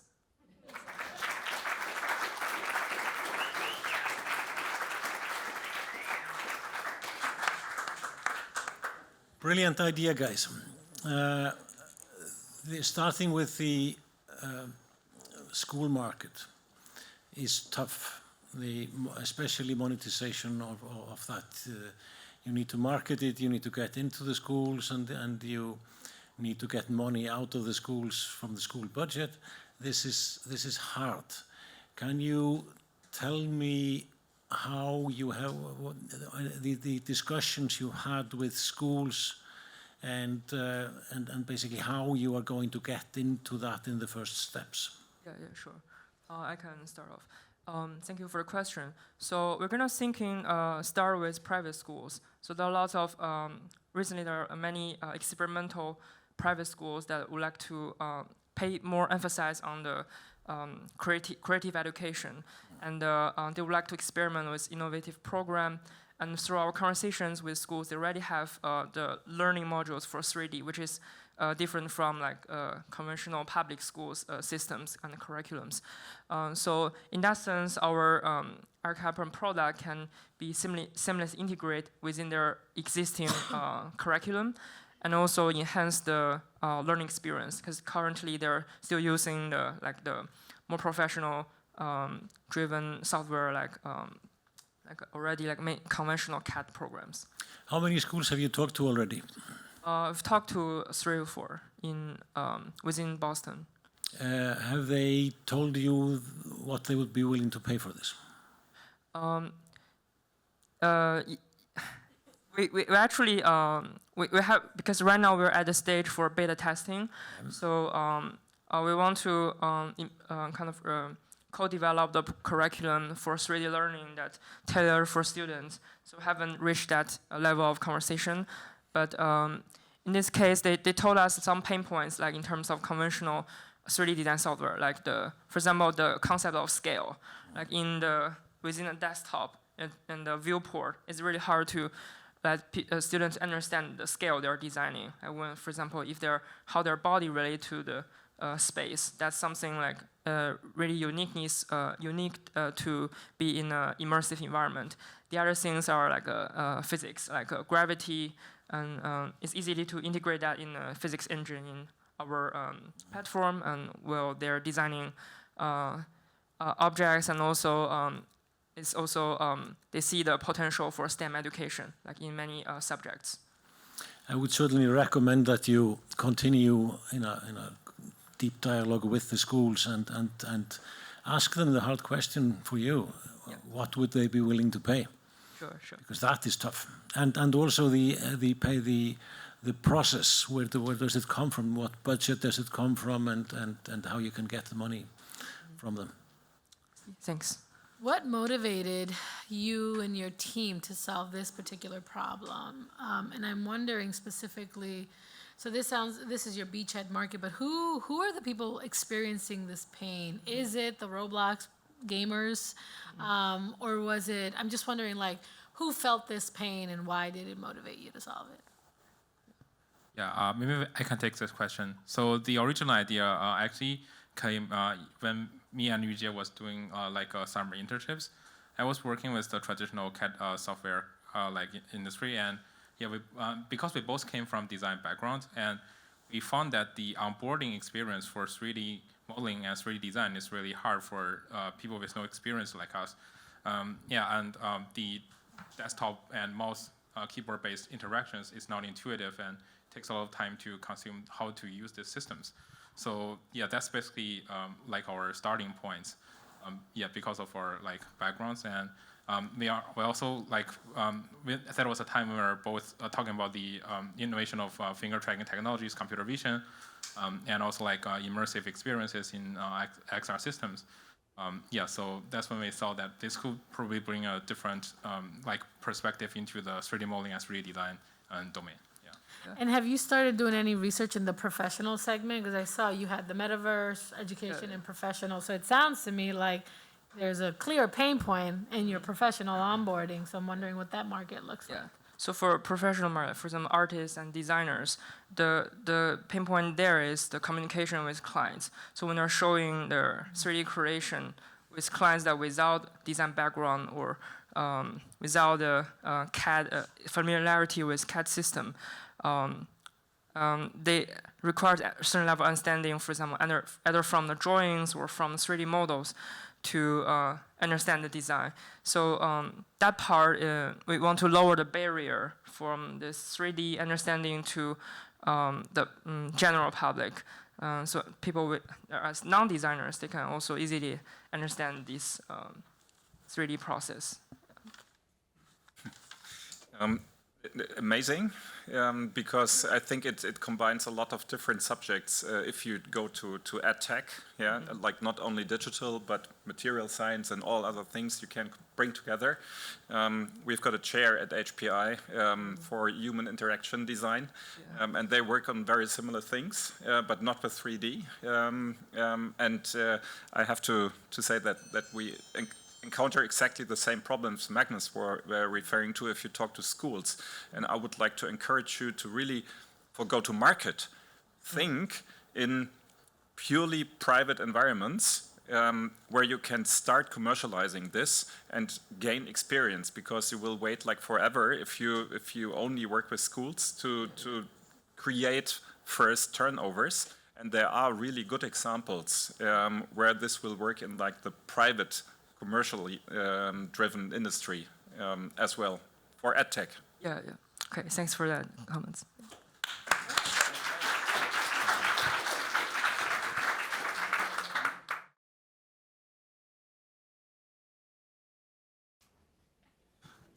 Nice to meet you guys. My name is Ben Perryman. I'm 1/6 of the Restacks team. What we're seeking to do is build modular garage apartments with energy management systems. This is Earth 2022. And this is Columbus, Ohio in 2022. This is where I grew up, and I've been working in real estate for a decade there now. And this is also Columbus, Ohio. And this is a space in which a lot of my work has taken place also. And oftentimes, when we think about sustainability, there's this confusion about what it actually is. I stared at this Venn diagram for about a month, and I had no idea what it actually meant. But my team had already put it in the slide deck, and then I saw the exact same Venn diagram in my sustainability class, and I knew I was trapped with it, but I had no idea. And I realized there's some things missing, externalities. And that's that space that sits outside of the Venn diagram. So when we think about how we develop our cities and sustainability going forward, I think the biggest question is, how do we not allow spaces like this to become externalities in our bigger picture visions, even if they are moving in the right direction and on point? Because in theory, this could also be Columbus, Ohio in 2045. And as some background, Ready Player One is a movie that came out in 2017, and it's directed by Steven Spielberg, and was written by someone who was born in Ohio. And Steven Spielberg is actually from Ohio as well. And when the book was written, it took place somewhere else. And when they made the screenplay, they intentionally chose Columbus, and I think that's something to pay attention to. And this is what we've all been doing. So I told you a little bit about my background, but unfortunately, because of exams and graduation season, no surprise, the MIT architects are absent. But their work is kind of foundational, and I think that needs to be highlighted.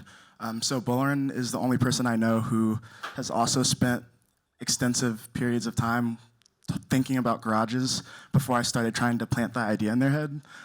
He spent a year in London working at small sites in garages. Jadula, he has a site planning background in public infrastructure. Miles is our roboticist. Shannon, she is an award-winning architect who's graduating from Barnard on Saturday.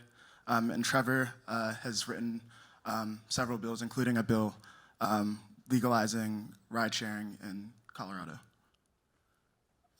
So thinking about what we're doing, our team is full of designers, but there's some very specific components to what we're trying to design for within sustainability that require us acknowledging the language of real estate and finance. So debt, equity, and credit are terms that we've all heard, but just to get to the point with what they are, debt is something borrowed, equity is resources if everything was liquidated, and credit is trust. If we were to kind of think about them in a larger, I think the edge got cut off. There's a culture button somewhere over here. But that line going across is a representation of finding cultural focal points that kind of draw an idea or debt, credit, and equity towards each other. And credit revolves around equity. And so getting back to, here we are. So getting back to these externalities in this Venn diagram, you can kind of start to put these things together and create this handshake where we understand that the equity that exists within social, economic, and ecological activity is actually functionally the same as it is in finance and real estate. And so I know it's messy, but with all of these things together, this is effectively the framework that we've been building. And my undergraduate research at Ohio State and the Kirwan Institute was about bridging social capital, and this is the best job I've done visualizing that so far. Hopefully this isn't a Venn diagram moment for you guys. And despite that, I think we can kind of take some of these concepts, thinking about equity and finding focal points, and thinking about these alleys as a focal point for sustainable action. And the first part of that is figuring out what our wants and needs are and finding a handshake. And this is our proposal for how lots of different stakeholders can be brought into this space to visualize what it could be and create a 2045 and beyond that's better than just letting things accumulate without really acknowledging what they are, because that could really undermine, I'm sure you can imagine the effects of real estate value that these alleys have right now. Given their use, you could effectively determine them to have negative value. And this is clearly the opposite of that. So these will be modularly constructed, be cash flow positive due to the energy management and apartment. And we have plans for sustainable material supply chains. And so with this, we have this garage space, but there's also a plus flex. And that's the other half of the garage that might not have to have a car in it. And we can kind of get into that in a second. So we built a pilot in 2019. It has the form that we're looking for and matched all of the necessary requirements for zoning and land use. But it doesn't necessarily have the exact design we want yet. And that's something that the architects are taking a hold of. And when we look at this site, there's all sorts of quote unquote externalities to it where it can actually add value. And so starting from this point, we can kind of think about how we might be able to tie things together. So in this flex space where you don't have a garage, potential use is actually a hydroponic garden. And when we look at the neighborhood surrounding it, there's actually an urban farm in the front or backyard, depending on how you look at it, of the carriage house, a fast food chain that's directly down the alley, and a closed gas station, which in theory our energy management systems are going to create. And so we have a responsibility in filling that void. And so by creating this local, hyper-local supply chain, we could actually grow lettuce and tomatoes for the fast food restaurant. And as the economic viability of that is proven, we could, in theory, turn that closed gas station into a charging center and produce storefront. And so that's just one. Imagine what we could do with 50. And that's how we plan to get to something that can be sold at that scale.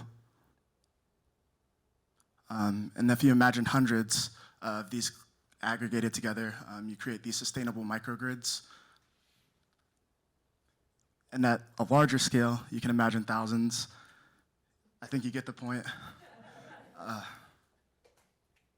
then, that's important. So.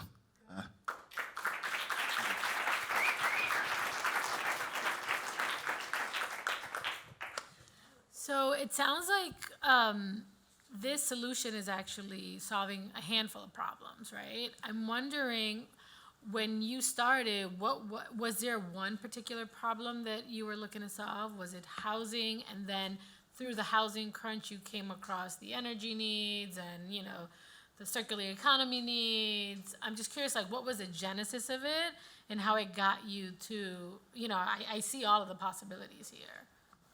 Absolutely. I've been working in real estate, in particular property management, since I was 16. And growing up, I'm a little bit younger than most of the room. And so in 2005, I was in 3rd grade, and I remember having a teacher walk us down the street to the wetlands and kind of saying, like, hey, this is your future. And so fast forwarding 10 years and then seeing myself kind of creating tons of waste within real estate and seeing these spaces that go underutilized, like there's a better economic and environmental engagement that I kind of saw the potential for. And it was kind of just difficult when you're riding around in a pickup truck that gets 10 miles to the gallon and then just dropping trash down the street that'll stay there forever. And so within this matrix, I really wanted to find an opportunity to make something better.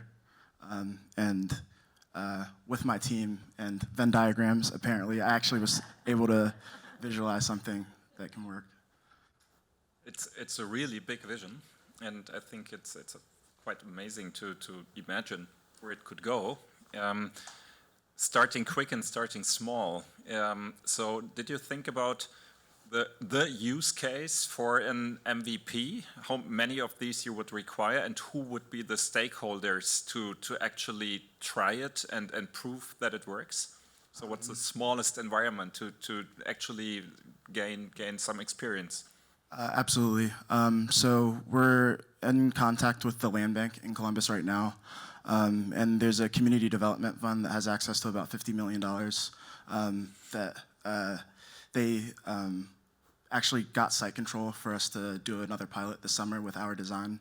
And then from there, we've been kind of passing some information to local developers who could potentially be partners, especially like when you look at other use cases outside of the alleys, like the multifamily situation, like they're still going to need chargers for those buildings. And so we're looking at ways in which the apartments could actually be amenity spaces or something as well.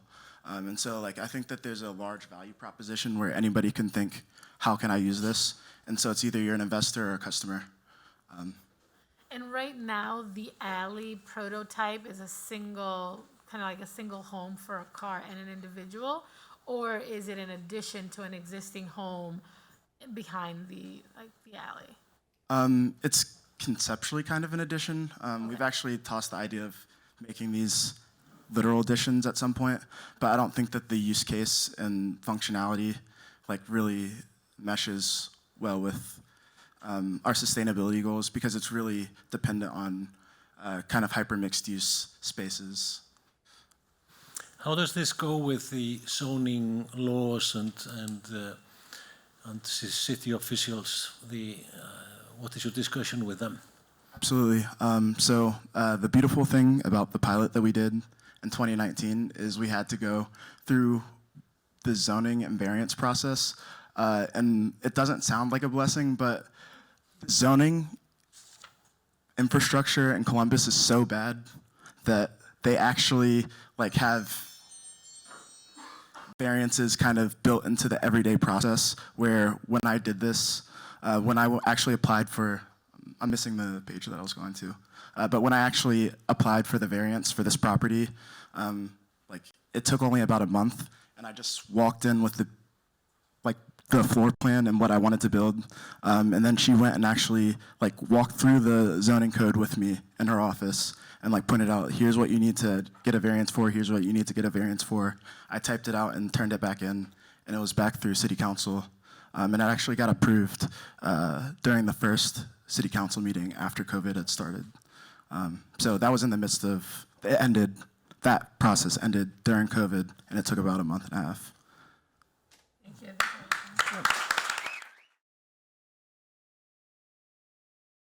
Hi everyone, I'm Alberto. I'm Erin. And I'm Isaac. Can you guys hear me? Yeah. Oh, good afternoon. We're excited to present Tervi. Low-income housing in Colombia and other Latin American countries is delivered with basic to no finishes at all. Governments often come with programs that offer housing through subsidized ownership to those who need it most, and it's solving a quantity issue. But unfortunately, they're providing these homeowners with just a shell. It's a better space than the one they were in, but it's not a livable one, and it imposes additional barriers to living more successfully and comfortably. Meet the Suarez family. They just moved into their unit. They lack the time, expertise, and resources to finish their unit. They will most likely live in these unsuitable conditions for many years. Just like the Suarez family, in Colombia, over 100,000 families yearly face this challenge of finishing their unit. Owners need to save around 15% of their unit's value, or the equivalent of $5,000 in order to finish their unit. This represents a market of over $500 million a year that is being attended informally and denotes a burden to these families. So Terry enables a tangible solution by providing all-in-one design, financing, and construction services for unfinished units. We're completing low-income housing in Latin America.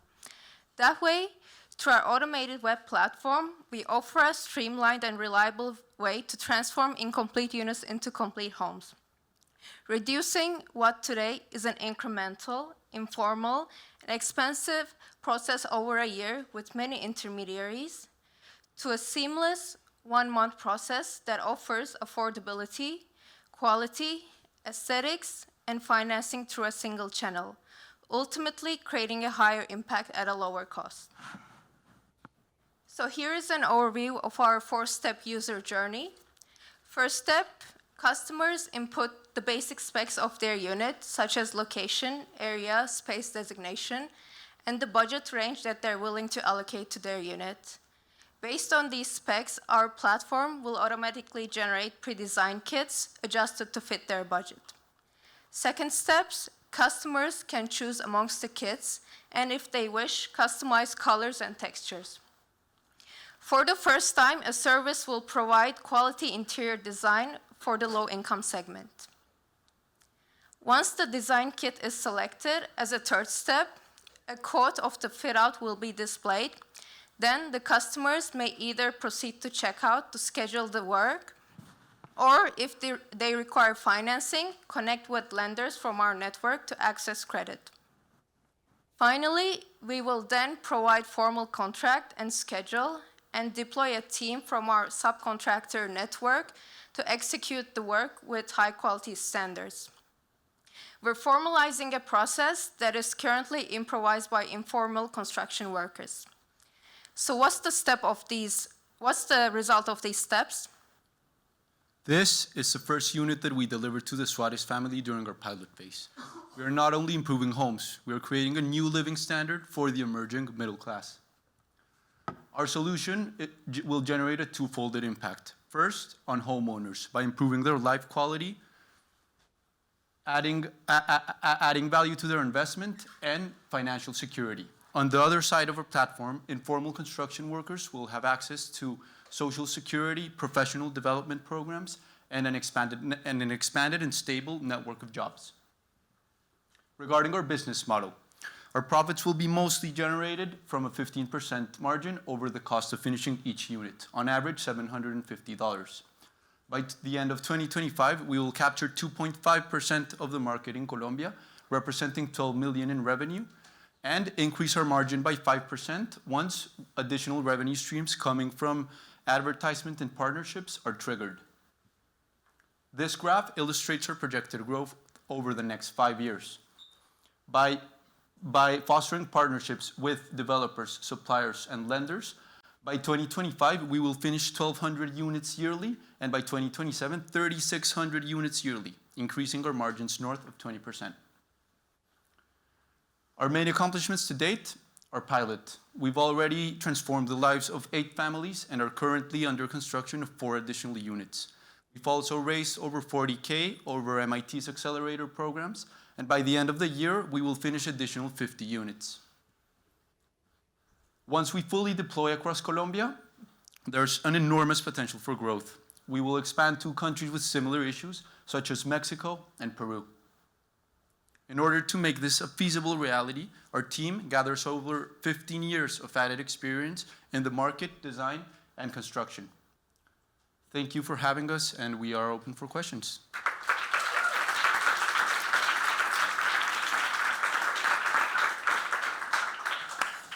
So for me, I think one of the biggest impacts for this is the dignity of being a low-income homeowner.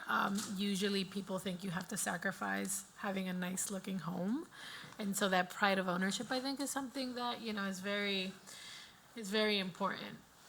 Thinking through building these marketplaces of contractors, community by community, city by city, country by country, where there might be different cultural nuances. And again, the issue of trust with your contractors. How are you building that trust, and how are you building your marketplace of builders and contractors, basically, to deliver on the final product?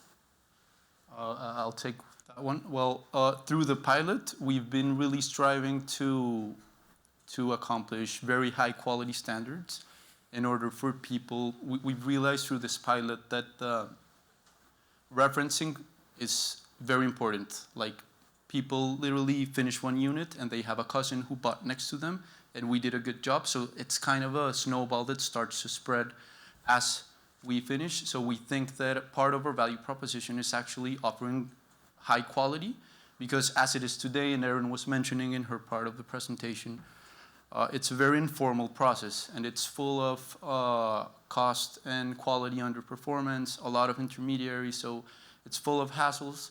And by us, through just one solution and having like a robust network of subcontractors and indoor teams also guaranteeing that quality, we believe that we can generate that like confidence and sense of trust for future customers. You take the role of a general contractor somehow here? For the pilot we have, yeah. And we know that this could be a constraint as we scale. We're planning of doing a lot of units, and the market's it's pretty big. But we are in this moment doing the role of a general contractor. We have an expanded network of subcontractors, and we're internally measuring how much can each subcontractor deploy. So if this subcontractor can do 3 units at a time, then we're going to keep him there. If this one can do 5, this one can do 10. And we will have a team.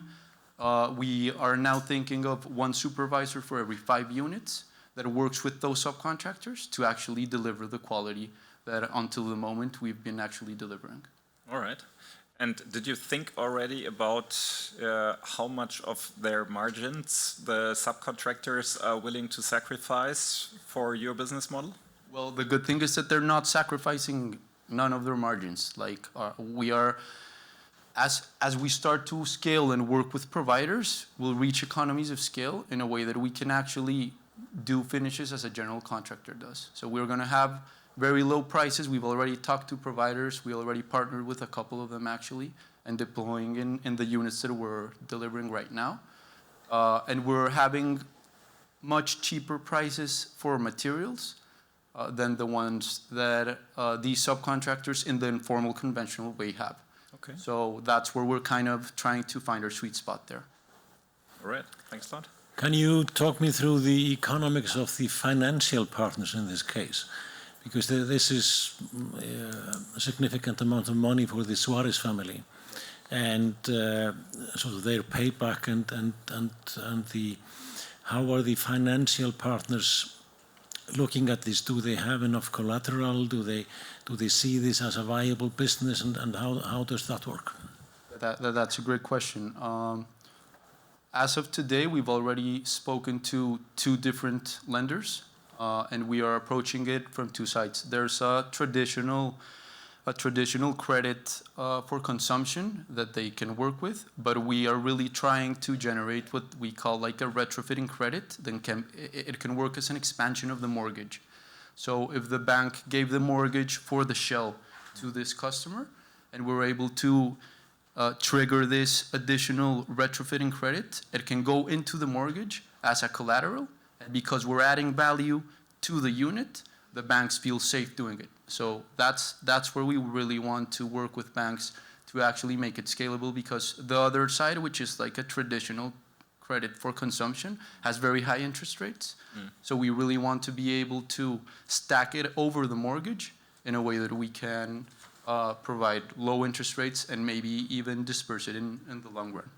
Yeah, to me that seems to be the crux of the whole thing, because I think the Suarezes of Latin America would really, really like to flock to you if you can provide them with a solution that is already financed.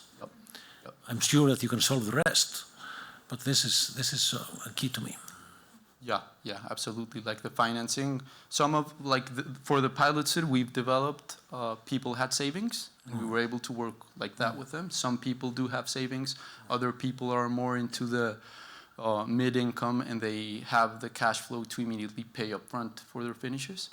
But most of the market doesn't. So that's where we really have to work with. We've been working hard with our partners, and we really think that we can make it a reality.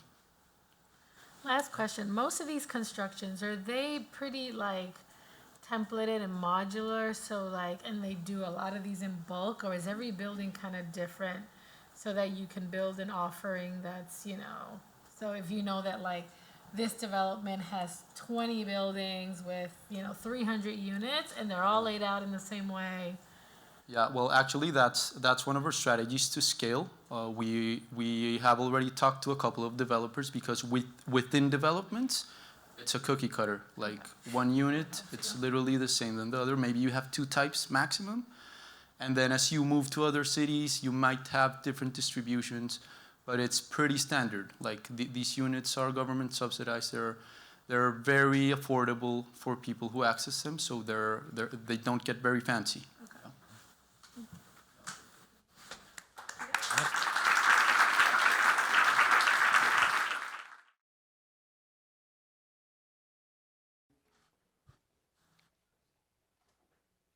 Hello, we're excited to present you Atacama Biomaterials.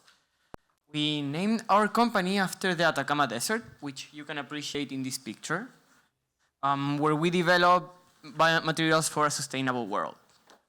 Unfortunately, the Atacama Desert looks like this right now, flooded with plastic waste. This horrific reality inspired us to act, because this image repeats all over the world, with implications that goes beyond landscape into our health.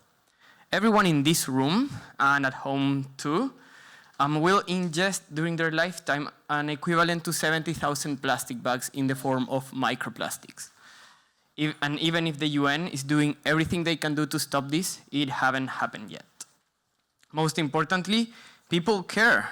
I care, I'm sure the judges care, everybody in this room care.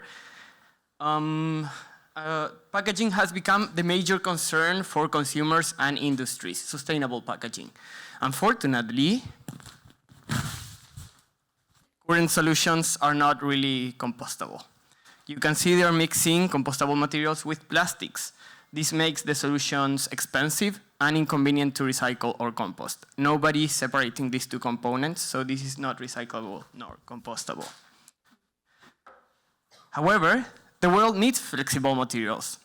We need single-use plastics to wrap our food, our buildings, agricultural operations, shipping, consumer goods, among other applications. The solution is in nature. Our material, the one you see in this picture, might look like plastic, but is made up of recycled natural fibers.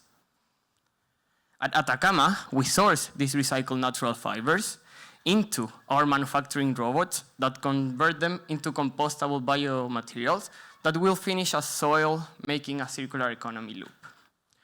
Our solution has 2 innovative components: the revolutionary biomaterial you already saw, and the packaging robot that will transform our material into customized mailers at our clients' locations whenever they need it.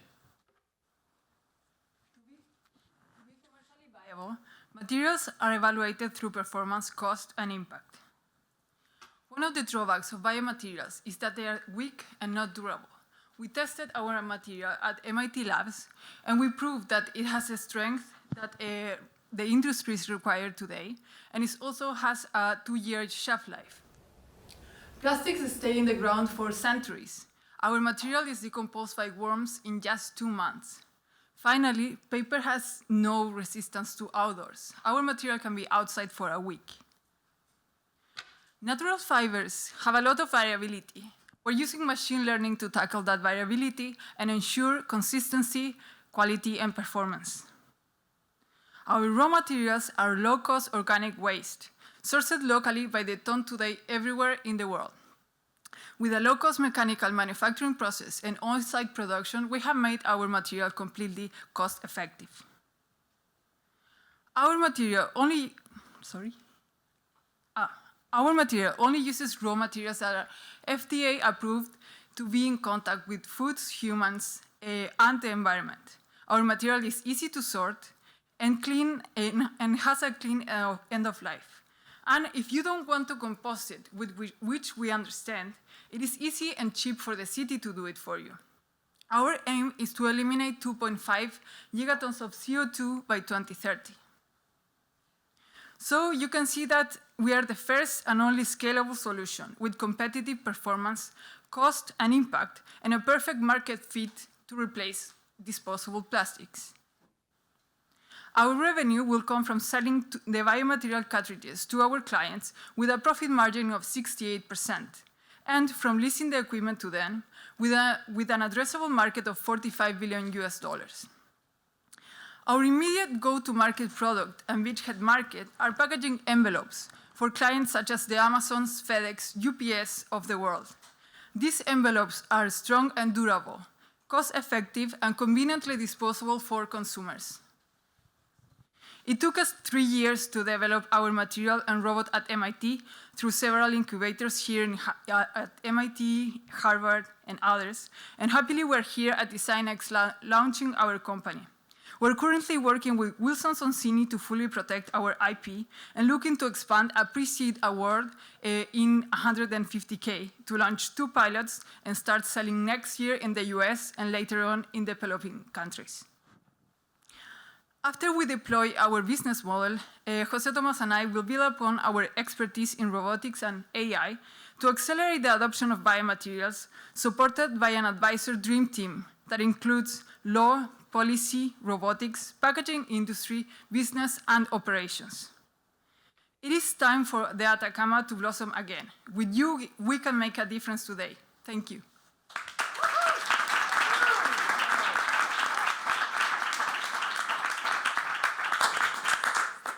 Brilliant if you can make such a big impact. One thing that I didn't quite get from you you say that it's durable and it can be outside and it has a 2-year shelf life, but how does it degrade into organic material? That's the same reason because that wood shelf doesn't degrade. Yeah. You have to have a special environment for things to degrade. Not only industrial compostier, just home compostiers have warm and a special humidity and bacteria that will eat the biomass. So it's the same thing as wood. Your wooden table won't degrade at home, but if you throw that wood into a compostier, it will degrade. In the case of wood, like 6 months. In the case of our material, 2 months. So basically, is it any compost that it goes to, or does it have to be yours or a specific compost? Anyone, the one you saw in the slide, it's literally in our kitchen. So any home composter could compost the material. Of course, industrial composting facilities will work better. Okay, so I could basically throw it into my backyard and it would compost there. Exactly. Okay. Can you go back where you describe the actual material and process? No, it was like 2 more, I think. No.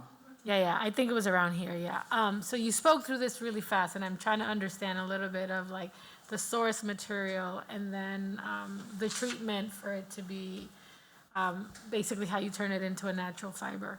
Without, sharing any IP, can you say a little bit more about that? Yes, so we take natural fibers mostly and other biomass components. The robot you saw in the next slide will transform that into the mailer you have in there, I think so, which is compostable. So then after you use it, you'll compost that mailer that will finish as high quality soil that will be used as nutrient for other biomasses. In this case, it could be crops, food, or natural fibers in forestry industry. And so the cell is the cartridge as well as the robot, or as a buyer, I only have to buy the cartridge. I don't necessarily need the robot. We are leasing the robot for the companies. This is a business model we've been pivoting through, and it's completely new. We know Amazon is working towards this, that is on-site production of their packaging. This is to avoid supply chain issues, so it's completely new. The other option is to fabricate us the mailers and provide it which was our previous business model. But focusing in the actual one, we will lease the machine to them and provide them the cartridge with the feedstock so they can build on-demand mailers on their warehouses. And who are your two pilot partners that you're planning with? We have been talking with retail companies that are very sustainable focused. In the Boston area. Mostly high-end e-commerce. Okay. Yes, and something to add is that we see this business model going towards clients such as Amazon's and UPS and FedEx, but this could also be a micro business in developing countries. This is something that we want to explore later in the year, because these machines could be one machine project in a way, and then sell these envelopes locally. So this is something that we're thinking. You have no idea how much I really wish you to be successful. Thanks. Because this is so much a problem of this world. Talking about the technology, what is your USP compared to other approaches we currently see to generate such materials? And do you have intellectual property on what you do? And last question maybe, what's the price difference if you scale compared to the current plastic situation? Because as long as we do not see regulation that plastic is just not allowed anymore, well, the competition will always be this. Well, lots of questions in there. I'm gonna skip. I didn't understand well the first one. I'm gonna answer, and then you can go back to the first one. First one is just your competitors. I mean, there are many companies working on biodegradable materials at the moment. So what makes you special compared to them? This is how we try to resume the landscape of our competitors. So you see, one is paper. You're using paper bags on the supermarket, which is really cheap and has a big environmental impact, but it doesn't have the performance you will expect for other applications. Of course, plastics, it's performance, cost, but they have a very negative environmental impact. Seaweed plastics are getting a lot of traction. Unfortunately, they don't have a whole supply chain built around them. Like, nobody's extracting seaweed in the world, so they will have problems scaling. PLA and PHA, who have really awesome performance and a good environmental impact. We could talk more about that. But let's say they have a good environmental impact, but they're really expensive. We use feedstock, Paloma explained this, that is biomass waste from other processes, and it's globally abundant, so it's really cheap. And our manufacturing process is mechanical, so it has low energy consumption and it doesn't use other chemicals, additives. So it's also really cheap. So the unit economics are cheap. So the material is cheap and it has high performance and it has a positive environmental impact. Cost effective. Cost effective, yeah. Perfect. When you say that you targeting the supply or shippers basically like FedEx or e-commerce like Amazon, what about food? This is the biggest impact in the world. It's food packaging. So food packaging requires vapor barrier, which is a problem we haven't solved yet. Okay. So when we talk about mailers, we just found a market where we can immediately deploy our material. But we're working on that right now. Okay, so we just hope that it doesn't rain on FedEx. No, it's not about water. It's about vapor. What Right, makes yes. your chips? Yeah. So yeah. Oh, it would be absolutely fantastic if you succeed. This is one big impact. Thank you.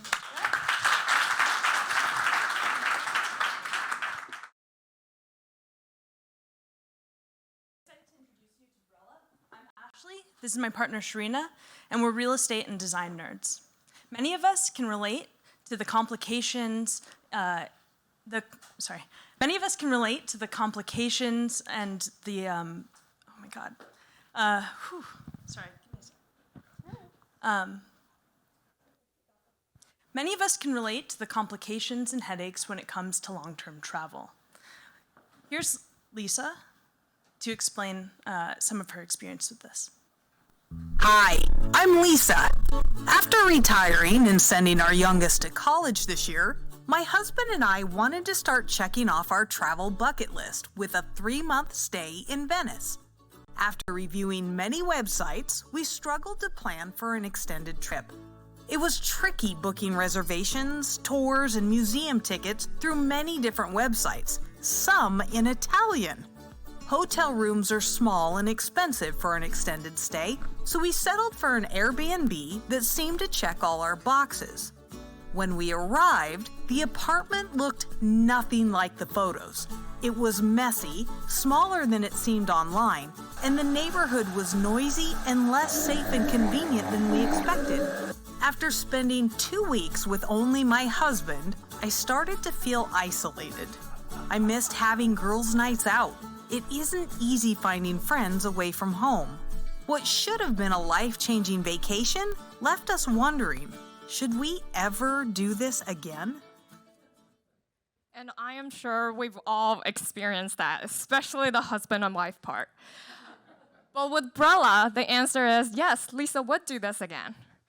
And we are a long-term stay curator for high-quality accommodations, connections to other travelers, and authentic experiences. And we do that all under one umbrella. We thoughtfully curate the places that you can stay, the people that you can meet, and the things that you can do. Each Brella accommodation is designed to feel like home, no matter what city you're in. Well, walk in and feel welcomed. Each space is beautifully designed. We add comfortable and stylish furnishings, and we handpick all of the home goods. We also integrate wellness features like air purifiers and water purifiers. We have emergency support and security systems, and we integrate smart home technologies like smart locking systems and smart home assistants. We act as the intermediary between institutional landlords and the Brella users. We take empty spaces, we fit out and furnish them, and we provide the landlord with increased revenue through a profit-sharing model above a guaranteed minimum rent, and we mitigate their risk through pre-screening tenants and pre-leasing units. And most importantly, Brella turns temporary stays into lifelong connections. By using Brella, you're connected to a network and a community abroad.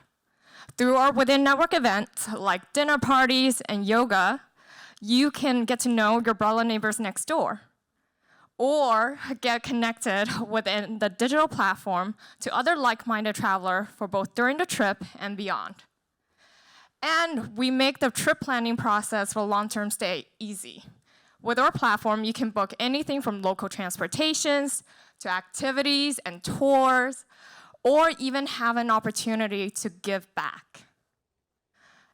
Brella is unique. Finding a community is crucial for a long-term stay. We're the only one that connects our users within network through our accommodations and experiences. The Airbnbs lacks consistency and quality.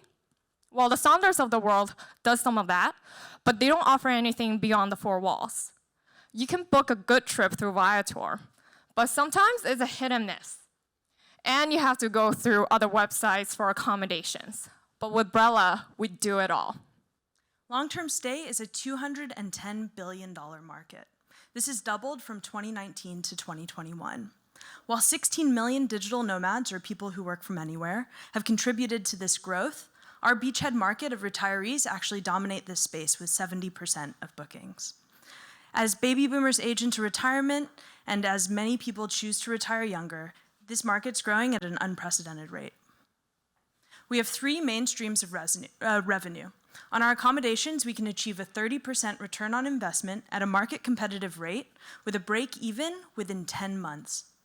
We also charge an industry standard 15% fee to third-party service providers for those activity bookings. Lastly, our recurring members can choose a $200 subscription to save over individual booking fees. For the first 6 months, we're starting with a proof of concept with accommodations only in one city. And by year 1, we plan to grow in footprint and market, as well as having a fully developed booking platform. In year 3, we plan to achieve a network effect with recurring customers. We also see opportunities to grow into other end-user markets beyond the retirees, like the digital nomads, people who can work anywhere, or the temporary relocators. So how do we select our market for these accommodations? We target international travel destinations that are popular for long-term stays, like Canada. And our model works the best within cities with more than 60% occupancy rate. And this is why we're piloting in Vancouver, my hometown. And we're happy to announce to you that with some finishing touches, we have 4 accommodations that is ready to come online this September. And located in downtown West Vancouver, these units will act as a proof of concept for the first phase of the Brella model. We're both graduating from the Masters of Real Estate program here at MIT. And I am Sharina. I am a real estate professional, a former architect who is passionate about enabling the built environment with technology and data. I'm Ashley. I come from a background in social impact architecture, and I'm interested in making people's lives better through the built environment. We believe everyone, including Lisa, deserves an unforgettable long-term travel experience. Brella makes that happen. Thank you.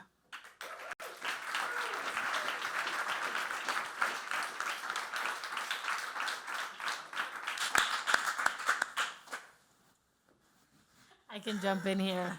I've been to over 40 countries, and this is a big pain point for me as I try and plan my short and long-term trips.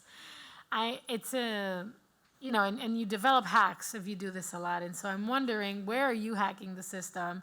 I understand the front end of it, making a place look beautiful and safe. That to me feels like the easy part.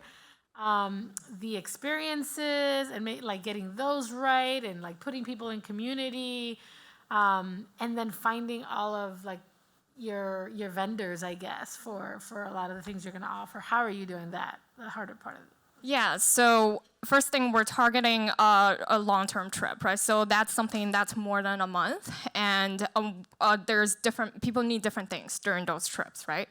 Like being plugged into the community, like finding something to the local authenticity. That's why we say we curate authentic experiences, right? There's a reason why people take that trip. And more importantly, we offer the consistency and quality. Through our partnership with landlord, we actually own the properties, so we can provide that consistency. We own the leases, so we both come from real estate. And so I think for us, part of it is how can we get in on the ground floor of new developments? We're able as a company to pre-lease units, which is atypical in a multifamily market, which takes some of the risk off of the landlord. At the same time, I think some of those differences that people crave when they're in a place for a long time is like a separate bedroom, a place to eat, like a kitchen, things that you don't get out of a hotel. And going to something like Airbnb is so inconsistent for a lot of people's pain points that we've talked to. This is a real handful that you're trying to undertake. And I think you're mixing a couple of things. You're mixing basically the real estate part and the travel planning part. I've done one travel planning thing, and it's really hard. And then you are integrating with all the competitors that you're talking to get your guide or Viator for experiences. But it seems that you are much more locally focused because you cannot build up this in 500 cities around the world at any one time. So you're basically building a community in Vancouver, and then you take that and you build up another community in a different place. And I'm just wondering whether this software development part, which is quite a hard undertaking, is an overkill. If that is really your competitive advantage, you could do that in a simpler way and focus on the real estate part, because that is hard enough to do. And you could even lease it out through Airbnb. So that's exactly what we're doing with our pilot for the first 4 properties that we're doing. And then to answer your question, how we scale is that we imagine this can be a franchise model, right? In the end, is where we partner, where landlords can franchise into this model, and then we're basically the manager that helps them out with this.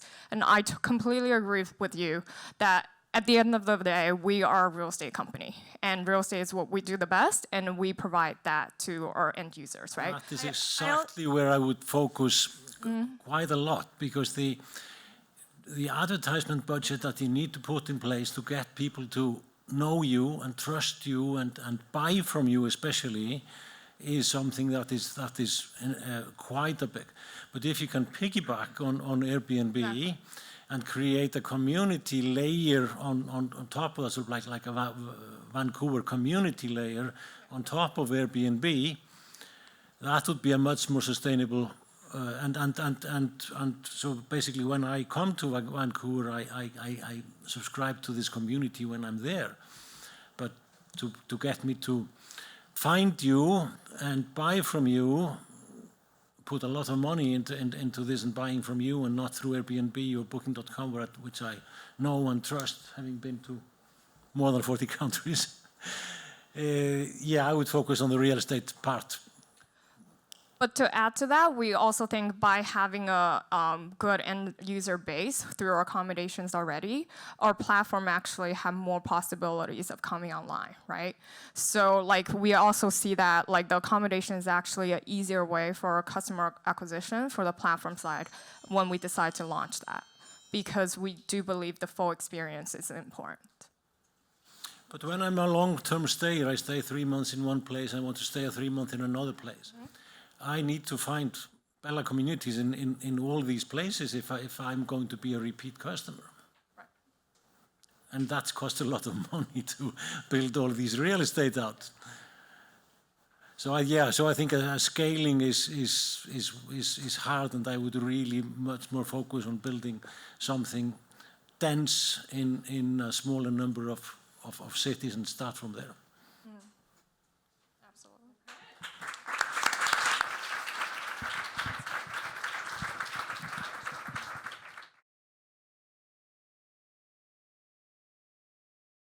Hi everyone, we are Team La Firme. And the problem that we're tackling is that over 60% of families in Latin America build their own homes without any professional assistance. That's more than 270 million people across the region. And today, this happens because architectural and engineering services are completely out of reach for most low and middle income families. These services are so time-consuming that professionals usually prioritize high-income projects that provide them with reliable remuneration and predictable timelines, but leaving this segment completely underserved. So instead, families hire maestros, who are informal contractors, and who usually do a rough sketch to start construction. Maestros have great construction skills, but planning and design are not part of them. As a result of this informal and improvised process, families have to face severe consequences. First, these houses are structurally unsafe, which is particularly dangerous considering that half of the population in Latin America lives in earthquake zones. Second, layout designs do not maximize the limited space families have. And third, families end up spending up to 50% more than they actually need to spend. So to solve this, La Firme brings architectural and engineering services to families in Latin America. How? We increase efficiency through automation, standardization, and guidance in the design and management processes, all of which makes these services affordable for families and profitable for architects. So our service has 5 stages. We start by collecting 2 types of data, about the site and about the family's spatial needs. So once the family shares their site's location, we leverage existing digital tools and databases to remotely understand the site's conditions, like topography, environmental risks, or zoning codes. On the family side, we learn from them and about their spatial needs through a series of activities on our digital platform, including tools for them to imagine potential layout designs. We then analyze and synthesize all the data collected into inputs for the architect to use during the design process. And this is what allows the architect to save around 40% of the hours spent on each project. Once a budget is approved by the families, we match them with the 2 best options of local architects, and we send the selected architect the project synthesis in order to inform and accelerate that design process. During the architectural design phase, families have 3 online meetings with the architect to review and finalize the layout design. So finally, families receive a complete set of plans, a plan overview which explains the technical aspects, and a strategy for them to phase the construction according to their financial possibilities. Throughout the entire service, we also provide families with educational content to increase their design and construction literacy. So in summary, La Firme allows families to build safer homes, to maximize their space, and to save around 25% on construction costs. So far, we have spoken to over 50 families, 15 architects, and 10 maestros. Families are really interested in our value proposition, and they have expressed that they are willing to pay for it. Architects are really excited about the possibility of working with a whole new market as it represents new sources of revenue for them. Maestros, on the other hand, don't see us as competitors, but rather as a complement to their work. We have learned that they actually prefer to work with well-developed plans as it reduces uncertainties and mistakes during the construction process. La Firme will have a B2C model where families will pay us in different installments. We will keep part of this payment, and the other percentage will go directly to architects for the services they provide. Over the summer, we will validate our pricing hypothesis and define the fee distributions between La Firme and architects. We are entering a $56 billion market that is continuously growing, and that is only considering the 5 countries with the highest percentage of self-construction in the region. First, we will start in Peru due to its high percentage of self-construction and due to founder familiarity. Over our next couple of years, we plan to expand to Mexico. We are currently preparing for our summer pilot in Lima, where we will work with free architects and with free maestros.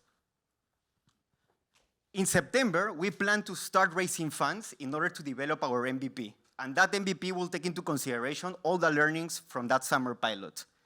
Our objective is to launch La Firme early next year and to acquire our first 100 customers by June 2023. We are Mora, Fiorella, and Raul, and our team combines more than 15 years of experience in architecture, entrepreneurship, and social innovation in Latin America. We are from Peru and Argentina, and we met here at MIT, where our shared passion for social impact and affordable housing brought us together in this new venture. Our dream is to reach the 2 million families that each year have to build their own homes without any professional assistance. We will enable them to translate the biggest investment of their lives into safe homes. Thank you.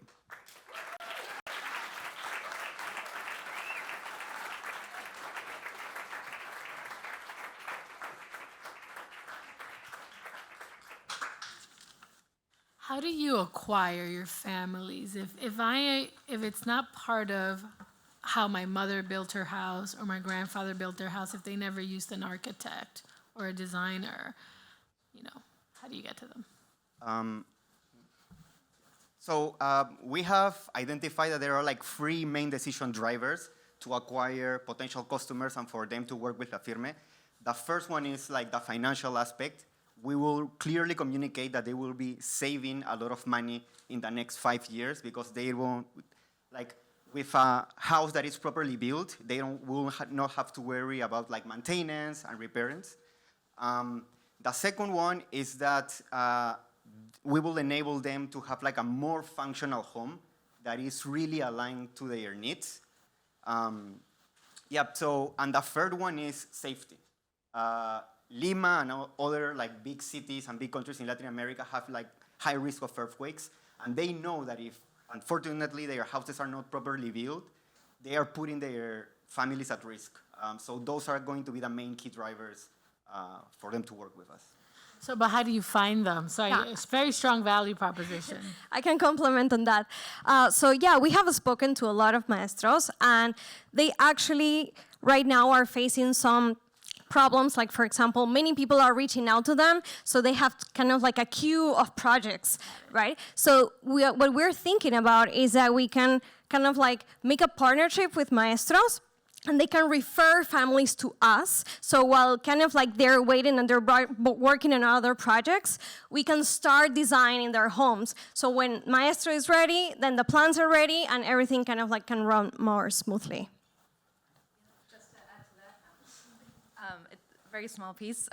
We've talked to a lot of families, and their first point of contact before building are the maestros. That's the person that they trust. So if the maestro refers the families to us, it's an easy way. Maybe two questions to the architects and their role. First question, are they supervising the maestros as well, or are they just providing the plans? I mean, having a plan is one thing, but the quality is another. And maybe second question to the architects, do you think that there is enough incentive if they get like other opportunities to earn more money because you bring down the amount of money they can earn? Or might it be an option to maybe employ architects eventually, at least, to make sure that you always have enough of the architects available? Yeah, absolutely. To your first question, for now, we're just concentrating on architects producing the plans. In the future, we are considering the possibility of expanding our service, and the architect, or perhaps a different architect affiliated with La Firme, could do the supervision. For now, it's the plans, and we're really concentrated on what those plans have to look like and be in order for the maestro to really follow them and the construction to be as similar as possible to the plans and the design. To the second question, architects currently are really competing for a very small market, a very high-end market. And actually, we've been doing some research. Recently, a survey from Argentina mentions that half of the architects who have graduated have licenses. And from those active architects with licenses, 70% are unsatisfied with their pay and with their work. So this is a great opportunity, opening a new market for architects who we're really balancing the pricing point to make that salary competitive for architects. And really our hypothesis is that if architects, for example, can do 4 projects with La Firme in a month, so working independently just with La Firme, they could have a very competitive salary. And that would be around 40, a full-time job, around 40 hours. Sounds great. Thanks a lot. Continuing on that, do you really need architects? Can't you just create templates and have this built through some other means? We've definitely considered templates or even not having architects in the process, which would reduce the costs. However, we know that standardization and automation is very important for us to reduce the cost. We do believe in the customization part for families. We've done some research on programs, mostly from the public sector, that have tried giving out families standardized plans, and it doesn't end up covering their specific needs. These families also have different variables, reduced space, reduced resources, so it's very special to target those problems. And as for, what was the second part, sorry? It was standardization, and having the architect during the design process. We believe architects or other designers have the skills to really understand the family's needs, put those into paper, into a design, but also considering the larger scale of city making, because this has an impact not only for families on the individual scale, but also on the large scale of growing cities and et cetera. And are you going to provide tools for the architects to enable them to work quickly and help them in the workflow? Yes, that's the core of our service, providing not only doing the site analysis remotely, so to avoid the architect to visit the site, but also packaging all that information into templates that they can start off the design with and add their bit of customization. There are also CAD files that we're producing as tools for them to use, and the whole collection of data from the family and really interpreting their needs and packaging that into something that the architect receives and is like, oh yes, I know now this is amount of area that they have, the spaces that they need, there's a grandma in the family that needs space for a wheelchair, et cetera, et cetera. So that makes their process more agile. Excellent. Thank you.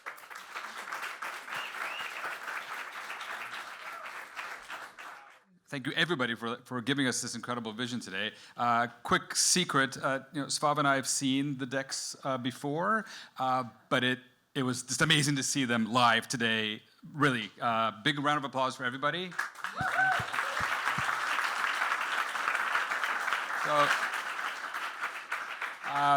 I'm going to now ask the judges to have a little chat. If you want to go out of the room or stay here, we're just going to talk for a few minutes while you deliberate the 3 awards: impact, innovation, and presentation. All right? And thank you again. I'd like to thank just a few people before I'm actually going to invite somebody else on stage to speak for a few minutes. I'd like to thank the Dean's Office, who has supported us today with all the help here. And my colleague Joelle has been doing all the live tweeting that some of you have been seeing.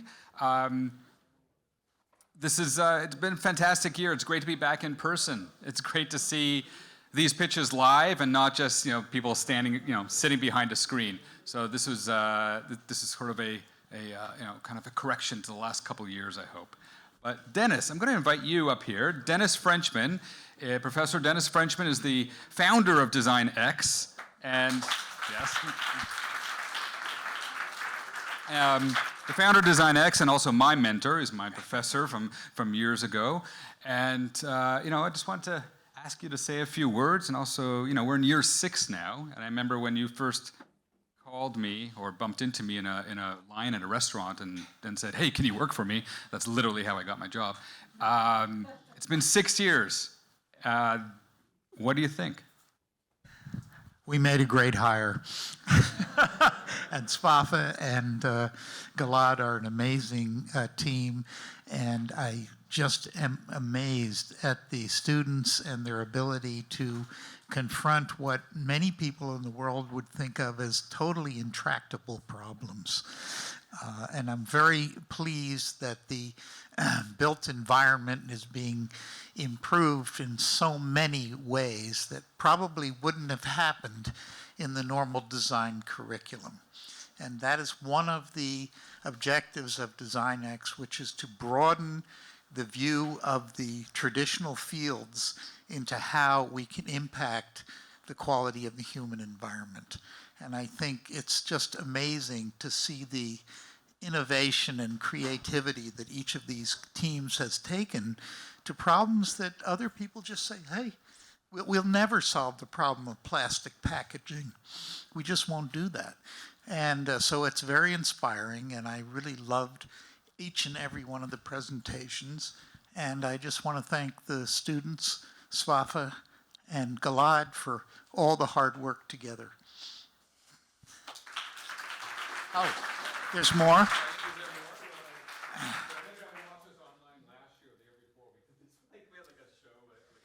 Right. It became kind of hilarious, so I'll try not to make it as comical as it was that year.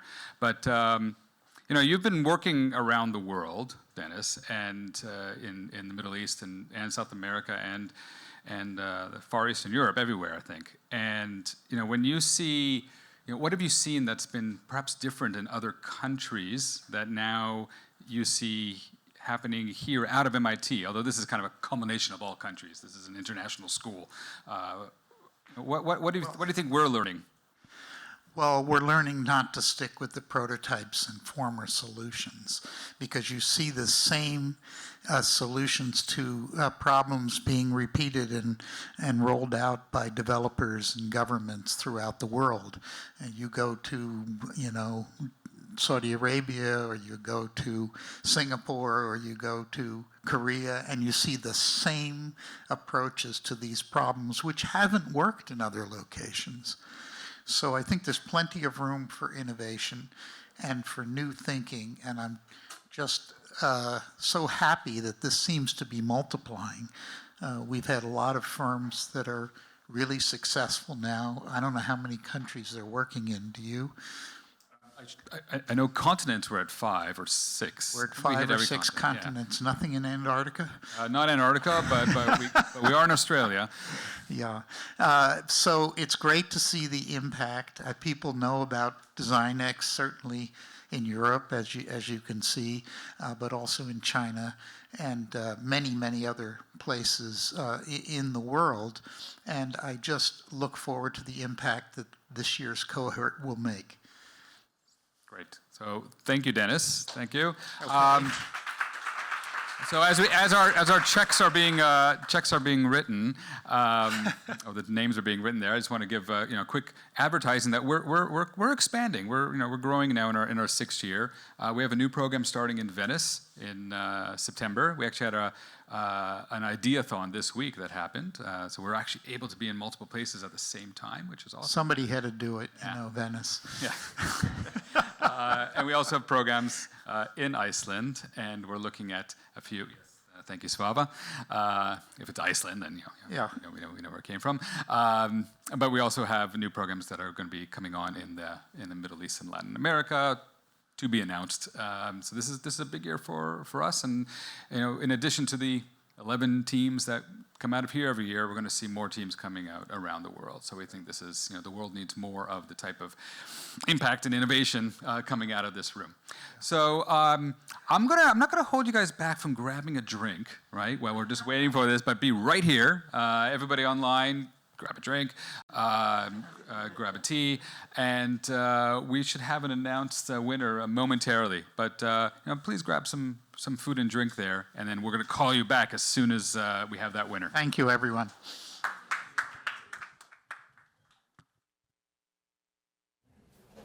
Okay, so we have 3 awards. The first award is for innovation, the Innovation Award, and the winner is Atacama.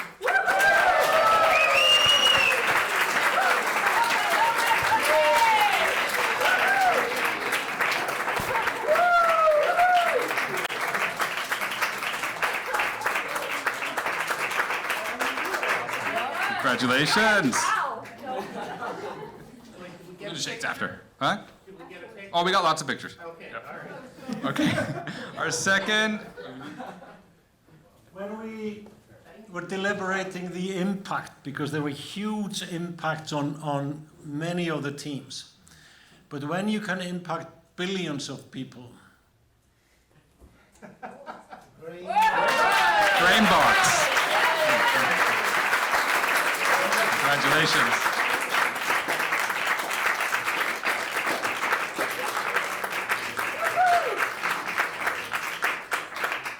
Congratulations.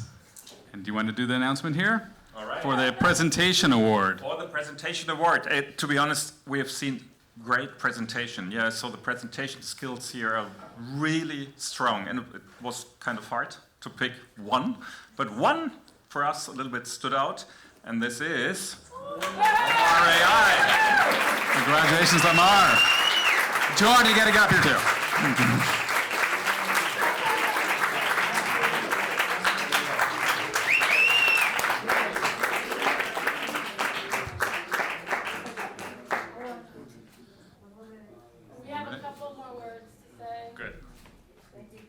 Congratulations, guys. Congratulations, everyone. Then we have 2 honorable mentions. La Firme. impact. But the competition was really strong, and we really, really want you to succeed. And we have another one, and this is concerning the impact section, and this is News Detective.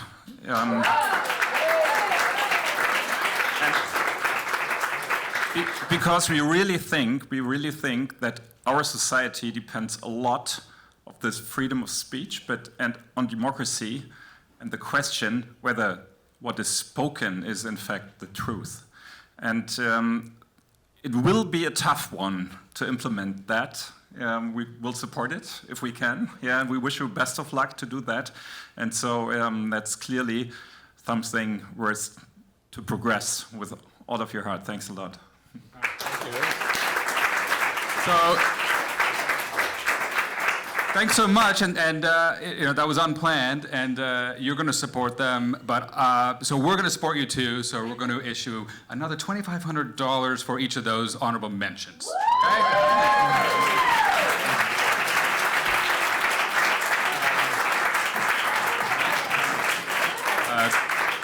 Frank, I'm going to come to you for that, but yeah. All right, thanks everybody. This was incredible.